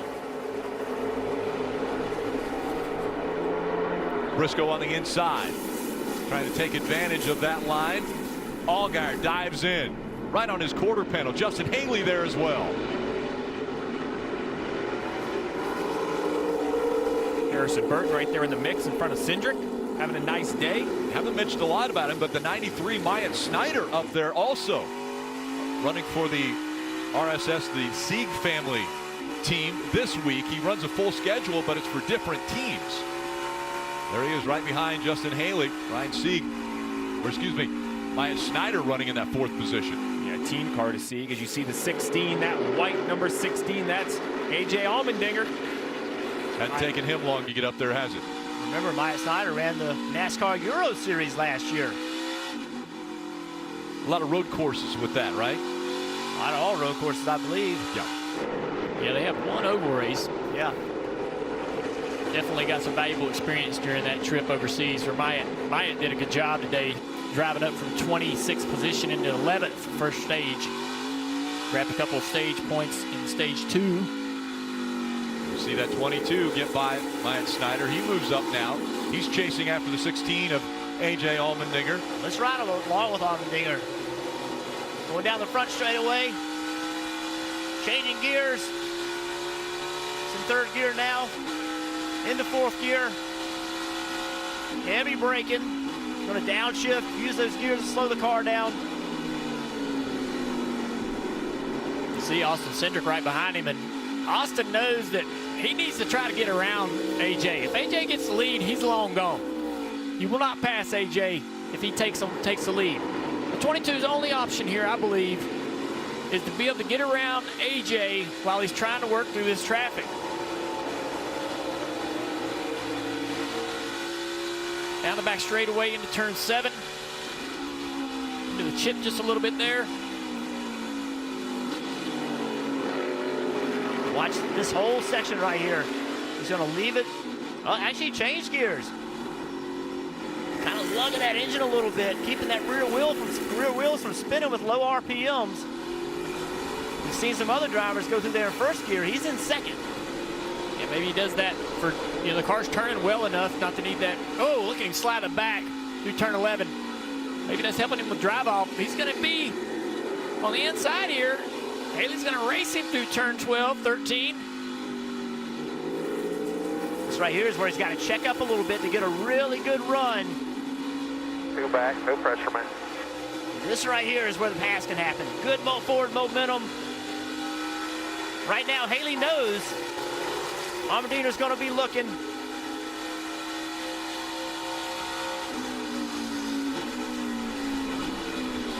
Haley drives in deep with him. What does Cindric do? Does this present an opportunity for him to get around Haley or not? Doesn't look like it. No, this right here is going to be a place where he really can't pass Haley. Haley's going to check him up all through this section. Yep. Right now, the goal is to get good forward momentum, leaving 6. So right here, back up just a little bit, and then big run right here to try to beat him into 7. But Haley, really good speed off of 6. We're going to see it all on nonstop. More racing action. Okay, so let's talk home and auto bundle. We all know customers can save big. So we're talking 24/7 protection as it... Mara, hello? Yeah. We can see you on your phone. Oh, my bad. You can continue. I think she's still on the phone. Let's get back to blue skies and bright eyes. Let's get back to being gone. Let's get back to telling stories and hearing crickets. Let's get back to just one more cast. Let's get back to nature. Come into the Star-Spangled Summer Sale at Bass Pro Shops and Cabela's, and let's get out there where we belong. Your adventure starts here. Only Wendy's 2 for $5 has all the chicken you crave. You can choose from the spicy or homestyle chicken sandwich, crispy or spicy 10-piece nuggets. But let's be real, you're gonna get those 20 spicy nugs for $5. Only at Wendy's. Holy mother of thin. Look what we did. We made it thin. How is this possible, you ask? It's not, but we done it anyway. Reese's Thins. Not sorry. I am proud of this place we call home and the men and women of this nation who stand unafraid, sacrificing everything in order to keep us safe. And in their honor, I salute them in any way I can. I am NASCAR. This is New London. Everyone's happy here. This is your home now, John. All you have to do is connect. Everyone belongs to everyone else. But this place is so perfect. Why is it upside down? There is a disruption. We need to stop this before this goes too far.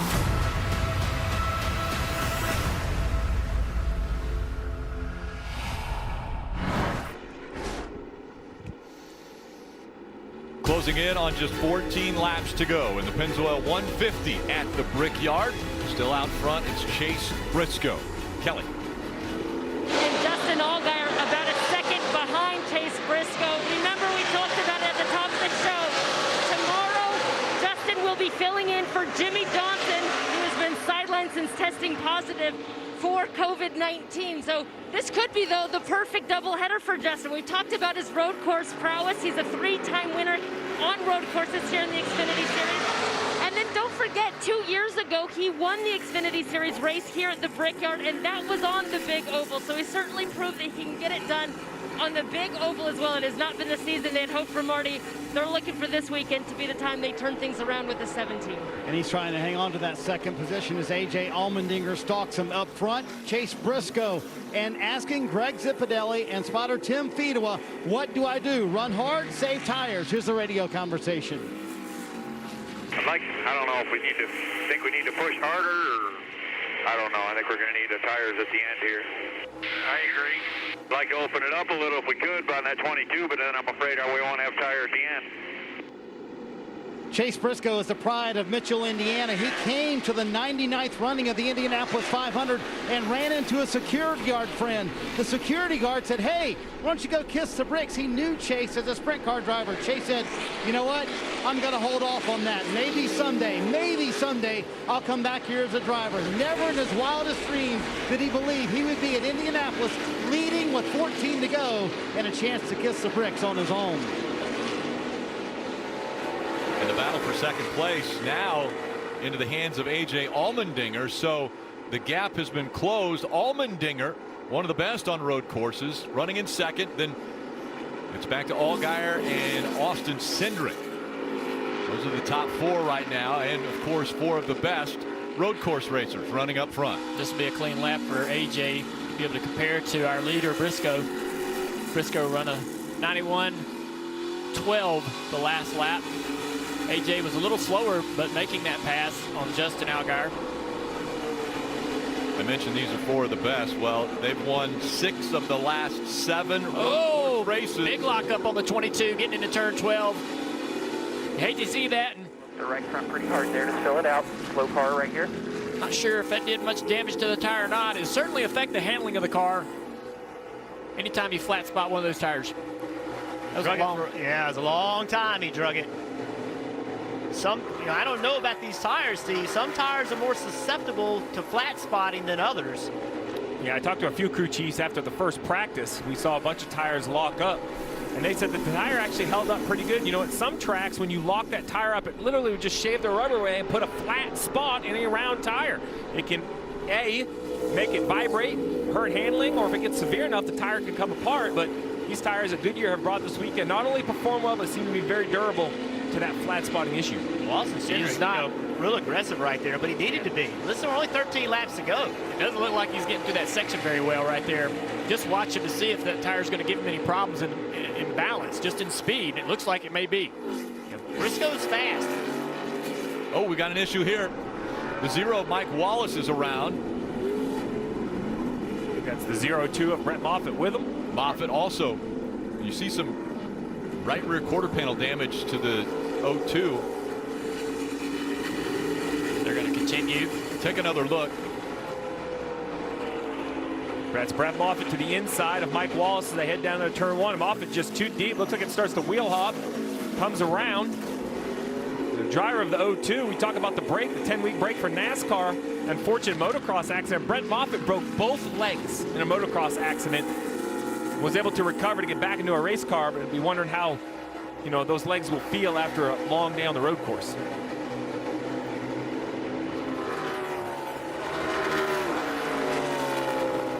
And so a little bit of a gap there between the 22 and 7 now, as it looks like Austin Cindric has felt it out to see if he has a flat spot on that right front. Go a little bit further back here in the lineup as we go back to Harrison Burton. And Harrison Burton currently running in the 8th position. Right behind him, Riley Herbst, as we look at the Toyota driver update. Brandon Godovic in the 14th position.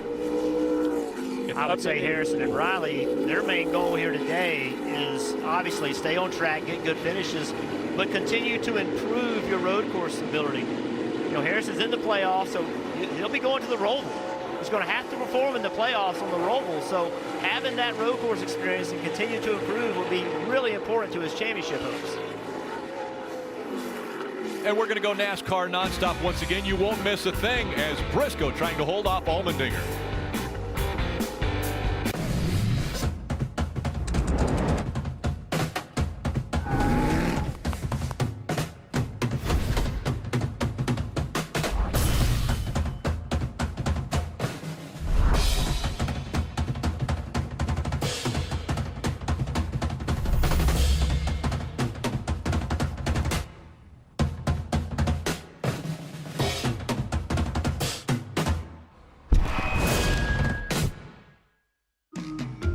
When you eat Reese's for dessert, is it over too fast? Well, then chill your Reese's. You'll eat it slower. I wouldn't know. I swallow mine whole. Like a duck. Not sorry, Reese's. Getting to know you, getting to know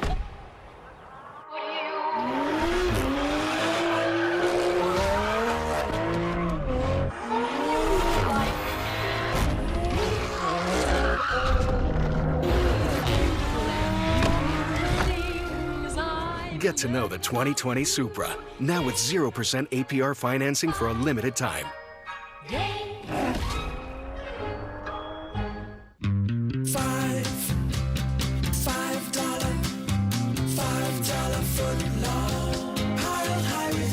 They're back. Any footlong is a $5 footlong when you buy 2 in the Subway app. Subway, eat fresh. Hey, can I Hold on 1 second. Sure. Okay, Safe drivers save 40%. Guys. Check it out. Safe drivers save 40%. Safe drivers save 40%. Safe drivers save 40%. That's Safe Drivers Save 40%. It is. That's Safe Drivers Save 40%. It's right there. It's him. He's here. He's right here. Hi. Hi. Hey. That's totally him. That's him. That's totally the guy. Safe drivers do save 40%. Click or call for a quote today. Indianapolis Motor Speedway. What better place to kick into gear for the second half of NASCAR season? See who gets to kiss the bricks this 4th of July weekend. On July 4th, NBC brings you an awesome tradition.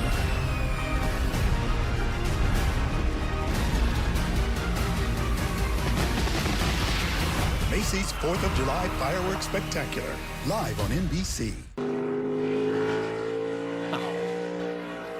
Saw the caution on NASCAR Nonstop, the 44 Tommy Joe Martins putting a lot of fluid down on the racetrack, the smoke coming out. We saw an axle that was on the front stretch, so obviously an issue there. Yeah, the first piece of debris was the entire left axle, and then from there, the oil of the rear end grease came out. So you see as he comes around this corner here, focus in the left rear tire, and you will see a hole where the axle should be, and B, you're going to see a bunch of fluid coming out of that, dumping onto the racetrack. So right in the center of that left rear tire, you can see that hole. Yep. I'm guessing the axle comes out right here on this right-hander. Yep. So, and to be clear, that's on the front straightaway. Yeah. So he has gone all the way around the racetrack with the rear axle cover off of the rear end, which means that rear end grease could be everywhere. Before this yellow came out, the question was, could Briscoe hold off Allmendinger Cindric? Briscoe was running some great laps. You know, we always talk about road courses being a track position race, but guys, you know, Noah Gragson came and put tires on, and he drove through the field all the way up to 6th position. So, Marty, the question has got to be pondered by these leading crew chiefs. Do you need tires for this short sprint to the finish? Yes, Steve, you look up the playbook for the crew chief with the 9 to go, what in essence is going to be when they come back to the line, and what's looking like a very long cleanup. It would tell you, right, stay out. But they all saw what Noah Gragson did, and you're talking about almost 3 seconds of fall off in 20 laps. So that's been a while since they've been on pit road here. So I think these leaders are going to wind up coming down pit road. What would you do, crew chief? Oh, I'd stay on the racetrack. There's no doubt in my mind. Of course you would, if I'm Steve, Chase right? Briscoe, A.J. Allmendinger, or Austin Cindric, there's no way I'm giving up those front 2 rows. We saw the chaos. I mean, they somehow worked it through those corners when we had the 7 car over the curbs and 2 and 3 wide, beating and banging.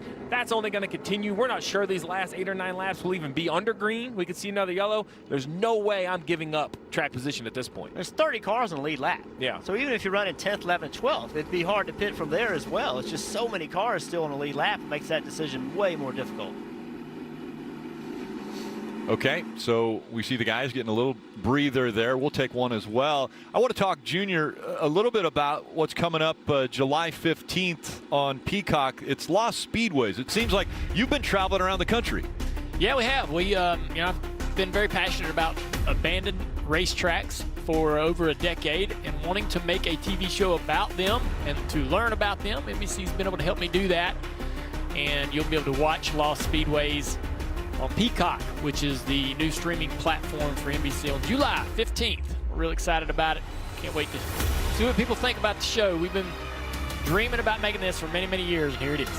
We saw the King on there. Quite a few I wouldn't want to say old-time drivers, but a lot of guys that raced on racetracks that are no longer even in existence. Yeah, some of these tracks I didn't even know about, and we go in there and we learn about the legends that raced on them from those guys, and we also learn about what those tracks meant to those communities. Very fun. Let's go to Rutledge. Rick, not to mention Matt Dillner is going to be such a shining star of that show. I can't wait, Dale. But guys, we've been using the hashtag NBC Racing Weekend online, and a bunch of fans wrote in. They asked a great question. I want to ask the drivers and Steve too, but they're asking, with the cars going the opposite direction today and the rubber that both series have laid down, is that going to play in any effect tomorrow? Will that grip be there? Will it be weird because it was laid down the opposite direction, or does that not even matter?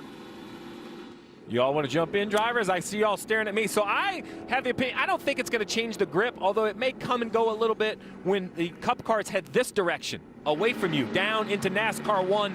That might be an area that there may be some cleaner areas of the racetrack, but I'm not sure it's going to make a huge difference for the oval. Well, they're going to know real quick. Yeah. I mean, in this era of no practice or anything else, they're just going to drive down there, and the driver's just going to have to trust it's going to stick. Fortunately, the max load areas in Turn 1 and Turn 2 of the oval aren't being used. Right. So where they're really going to be testing the grip, the lateral grip of the car should be good. So, I made the decision, or I made the opinion, that I would stay on the racetrack. We're hearing a lot of chatter from the leaders that they may end up coming to pit road, the 16 of Allmendinger, the 22 of Cindric. So the toughest position to be in is the 98. Because I think if he stays out, then the 16 and the 22 may pit to think that's the only chance to beat him. If the 98 pits, though, would one of the 16 or the 22? So let's see right here. Yeah, they're going to have to turn right. Look at this. Everybody up front. Someone's going to have to stay on the racetrack, I imagine, farther back in the field. Okay, Oh, no. Gregson came too, and he had 5-lap pressure tires on. Should he have stayed out? Well, at this point, not enough stayed out to matter. Since the entire field pitted, fresh tires are going to be the call. Now, what pit crew can perform when it matters most, Kelly? Well, we saw Austin Cindric, as he said, he smoked that right front pretty hard. So when his crew chief, Brian Wilson, asked him if he wanted 4 tires, he said, I would love them, and a water. He also said that bright yellow 22 car is just too tight. It's not rotating well at low speed. So he'll come in, he'll get those Goodyear tires, that drink bottle, and he'll be sent back out, Marty. A.J. Allmendinger and Chris Rice, reminder, they are here just to win the race, so they want to stay on offense. They're going with 4 fresh Goodyear tires. And how about Greg Zipadelli in his last race off the bench, filling in for the suspended crew chief on this 98 car. They come down pit road, going to take 4 tires here. Chase Briscoe said, I think it is much better on the longer run. I don't know what we're going to have for the short run. Tighten me up, I guess. Put 4 tires on it. We'll see what happens. But the 98 is going to hold serve here on pit road with the Dinger coming out second. And so as they race off of pit road, I go back to the way this show started with the drivers talking about who they thought were going to be the favorites. And it just so happens that Chase Briscoe has thrown his name into the hat, but we have A.J. Allmendinger up there. Austin Cindric is up there. Justin Allgaier is up there. Okay, drivers, who do you think? We've got just a handful of laps to go. Man, the gloves are off. Going into turn 1 on this restart, everybody's been pretty nice most of the day. That's coming to an end right now. We're going to see there's going to be somebody come out of that corner that's going to be really happy because they're going to be in the lead. The rest of those guys are going to be really upset. I don't know who that's going to be. Maybe Chase Briscoe.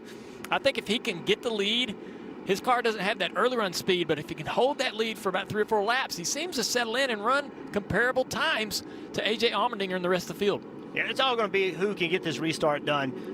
Junior and I have both been in these late race restart positions on road courses, and it is chaos. You're going to expect mayhem into turn 1 because in turn 1, you almost come to a complete stop. So everybody's going to be trying to outbrake each other. People are going to be in each other's doors. It's going to get very aggressive. Whoever comes out of there with the lead, obviously is going to have the best shot to win this race.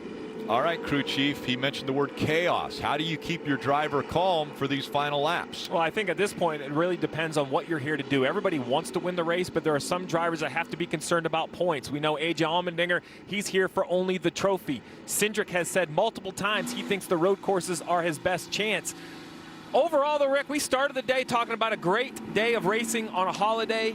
The 4th of July, IndyCar and NASCAR at Indianapolis Motor Speedway. I didn't know what this road course would race like. It's been amazing. I applaud Goodyear. They brought a tire that these drivers want to come get tires in the closing laps. We haven't seen that before, so it is going to be a short run to the finish with beating and banging with old tires starting up front. Remember, new tires aren't in the front. We hear there's a penalty right here of Justin Allgaier at the top of the screen, removing equipment. Watch to see what comes out of the pit box with the 7 car. There you go. He catches the air hose and pulls it out. Let's listen to the radio. We got a penalty. You got to be freaking kidding me. And things happen that quickly. Yeah, it's disappointing this part of the race. It's too late. 20 car on pit road as well. So Harrison Burton brings the 20 onto pit road as we're getting ready for the restart. Again, a lot of cars up here in front. Well, 4 of them now that are in front of the guys who have just been on pit road. Pardus and Weatherman pick up the front row with 7 laps to go at Indy. Watch Briscoe in row 3. We've seen him outbreak a lot of these guys down into turn 1 on that inside line. He's in good position to do that again. Allmendinger's in there as well. And now look at him fan out. Briscoe 4, to the middle. 5 wide, 6 wide behind him. Huge move for Briscoe. Wow. Right through the middle, outbroke everybody. That was amazing. Could be a race-winning move. Allmendinger has come out in second now as they work their way through these right and lefts. And look at Cindric, how much he's gotten hung up behind these cars. Did nothing wrong, just in the wrong line. All right, who has the early run speed here? AJ or Briscoe? Oh, I think the 16 has showed new tires has been his advantage through practice. We're on board with the 16 right here. An update on the 20 of Harrison Burton. We hear it was a loose wheel. That's why it came to pit road. Look at him close in on the 98, Rick. All over the back bumper for the lead. Looks to the inside. Now he can't get there. Briscoe pulling away. A.J. Allmendinger making a very rare mistake there. Briscoe has 2 car lengths now. He's got the speed, though. Clearly, he's faster right now. Oh, chasing the back of that car right there. You see him loose through turn 11. Into 12, now the left-hander, 13. Allmendinger closing the gap. What can he do now when he gets out on the front stretch? And the key is, where is he better? You saw right there. Right forward here. And around the 52, that's Cody Vanderwall, one of the 19-year-olds in the field. And we stay green. 6 laps to go. So he damaged the back the top of our screen. You can see somebody. That's LeBay, number 90. Here comes Cindric trying to get by Gregson. This battle for third could be important. These 2 leaders get together. Running third could be the winning move. Side by side for that 3rd position. Will there be frustration here late in this race? Will Cindric put the bumper to him? He looks to the inside, trying to take 3rd away. That was a great move by Cindric. Just in front of him, the front 2 running for 1 and 2. Briscoe and Allmendinger. Then it's Cindric now who's made the pass. Gregson in 4th. Briscoe will have to be perfect. AJ is so good. That looks like the area of the track where the 98 is actually a little bit better. That 7, 8, 9 complex of corners. It seems like the other end of the racetrack, I think Allmendinger's better. The car we're on board with now. Better's one thing, passing's another. Allmendinger has to get better in one of these corners leading to a straightaway. That's the key. Making lap time is one thing, but passing is another. You saw right there, Allmendinger, back of the car wasn't hooked up, so that let Briscoe get a big gap on him in this braking zone. So nowhere close enough. A lot of horsepower here on the track right now, and, well, they're going to continue on. The Breeders' Cup Challenge Series will be on following this race. And we see still that battle for the lead. Briscoe still has about a 2-car length lead over A.J. Allmendinger in the 16. As we watch this battle for the lead, Justin Allgaier has battled all the way back up to 11th after that penalty with the pit equipment. So a great car for the 7. I think it's going to be too little too late, but he should be able to get back in the top 10, recover. So Allmendinger went through that section really well, closed the gap. This right here is just kind of a fake move. Maybe I'll catch you in the mirror. There. Yeah, catch you looking in the mirror, Jeff. Look at this. Oh, big move. To the inside. Does he make the move? Does he put the bumper to him? No. Briscoe still has the lead. Oh, Briscoe missed the entry there. And here comes Allmendinger. Allmendinger not able to capitalize going into turn 11. And all that's let Cindric close the gap. Driving into this one. So much pressure on Chase Briscoe, trying to be perfect. It's putting Chase offline. He's having to block a little bit. That's brought the 22 right into this battle. Key is just hitting your marks right here. Just hit your marks. This is not a passing zone. Just set up for this last section. Here comes Austin Cindric in that 22.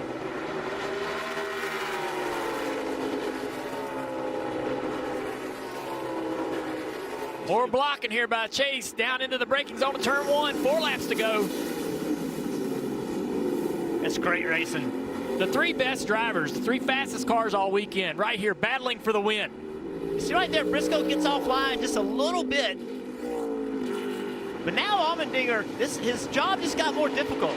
Because if he makes a mistake trying to make the move, Cindric's there to take that second spot. So now Allmendinger's got to be more selective in when he makes his move. And he didn't get a run there through 5 and 6 to set up a pass here down in 7. But man, we've seen him put the pressure on Briscoe. This is where he's strong. Oh man, he's right on him. So Briscoe's got a block right here on the right side. Now just get online. It's not a passing zone here. Just get yourself lined up. Oh, Briscoe misses the corner. He missed it. That's the part where you didn't need to miss it because it's just not a passing zone. Just shows you how hard they are pushing right to the limit. Now, can Cindric put the pressure on AJ? Look at him, he's aggressive with the bumper of that car. He's gonna dive in, contact. More contact as they come across the racetrack to set up for turn 14. Briscoe's praying for more contact. It's brought him back into the race. Remember what Cindric said.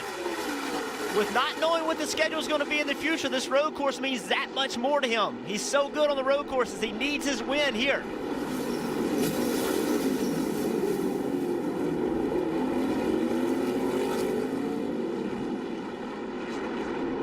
Cindric keeping the pressure on. He has to stay in the back bumper of this 16 car. Can't let AJ get a few car lengths, get any kind of comfort. AJ just drives away ever so slowly through this section of the racetrack. A good gap right there. AJ's gonna look in the mirror and think, yeah, it's just what I needed. Less than 3 laps to go, and the top 4 are separated by less than 1 second for the win here at Indy. Yeah, the 3 has turned into 4. Noah Gragson in the 9 is now to the rear bumper of the 98. Any mistake, any accident. This part of the track hadn't been the fastest part of the track for AJ. Briscoe out in that 22 car, not making things easy for Cindric in second. Anybody questioned this road course at Indianapolis? I think that's been answered. Put on a great race. Tough turn 12. Here comes the 22, puts the bumper again to A.J. Allmendinger. Right on your bumper. He knows that. He can feel it. All right. Oh, right in back of him. He's sideways. Look at Briscoe. 3 wide. Onto the front straightaway. Allmendinger tries to block for second. They're side by side. AJ's going to have to run low here. Briscoe trying to make it 3 wide. Going to outbreak him. He's committed.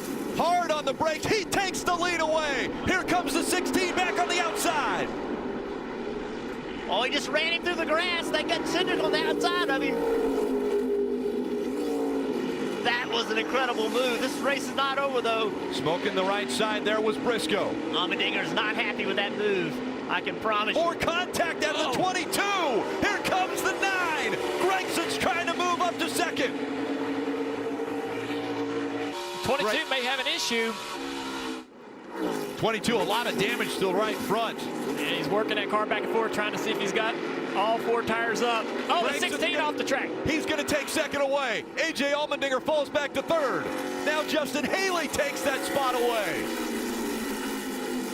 And as this battle rages, the 98 of Briscoe has now a 10-car length lead coming to the white flag. Well, those two guys banging against each other, they obviously have hurt their cars. Chase Briscoe, we heard he had a buddy that worked here as a security guard. Used to let him sneak into the garage so he could hand out business cards. And now he's racing at Indy. He's out front. You have absolutely no pressure. And his spotter tells him he has no pressure. 1 lap to go, presented by Credit One Bank. Do not look in that mirror. Indiana kid trying to win the Indianapolis Motor Speedway. Rick, he told us his first memory of the Brickyard was watching Tony Stewart win the Brickyard 400. Can he repeat another Indiana driver winning at the Brickyard? Back in second, Noah. Off course there in turn 1, gives up the second spot to Haley. So Haley now is second, Noah Gragson third, A.J. Allmendinger back in fourth, and a smoking 22 of Austin Cindric is running fifth. There you see the gap between 1 and 2. The biggest fight on the track now for third. What a run for Chase Briscoe. At the start of the year, he said he thought he needed 8 wins to make his way into the highest series of NASCAR, which is the Cup Series. He has 4 wins already, looking for win number 5 today, and it could be one of the biggest. He calls this his home track. The Indiana boy has suffered through highs and lows this season. Bring it home here.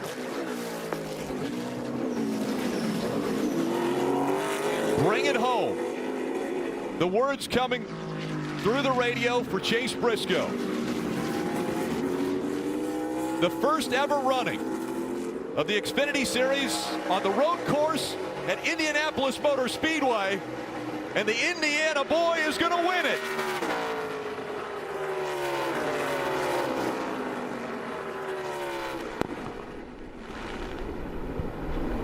No burnouts on the bricks.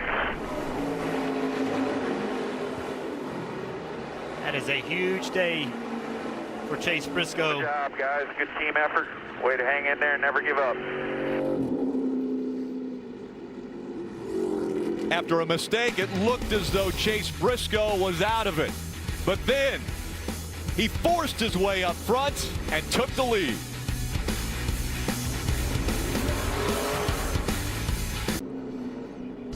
Xfinity Series racing coverage on NBCSN will return Saturday, July 18th from Texas Motor Speedway. And as we just saw, the best racing is now.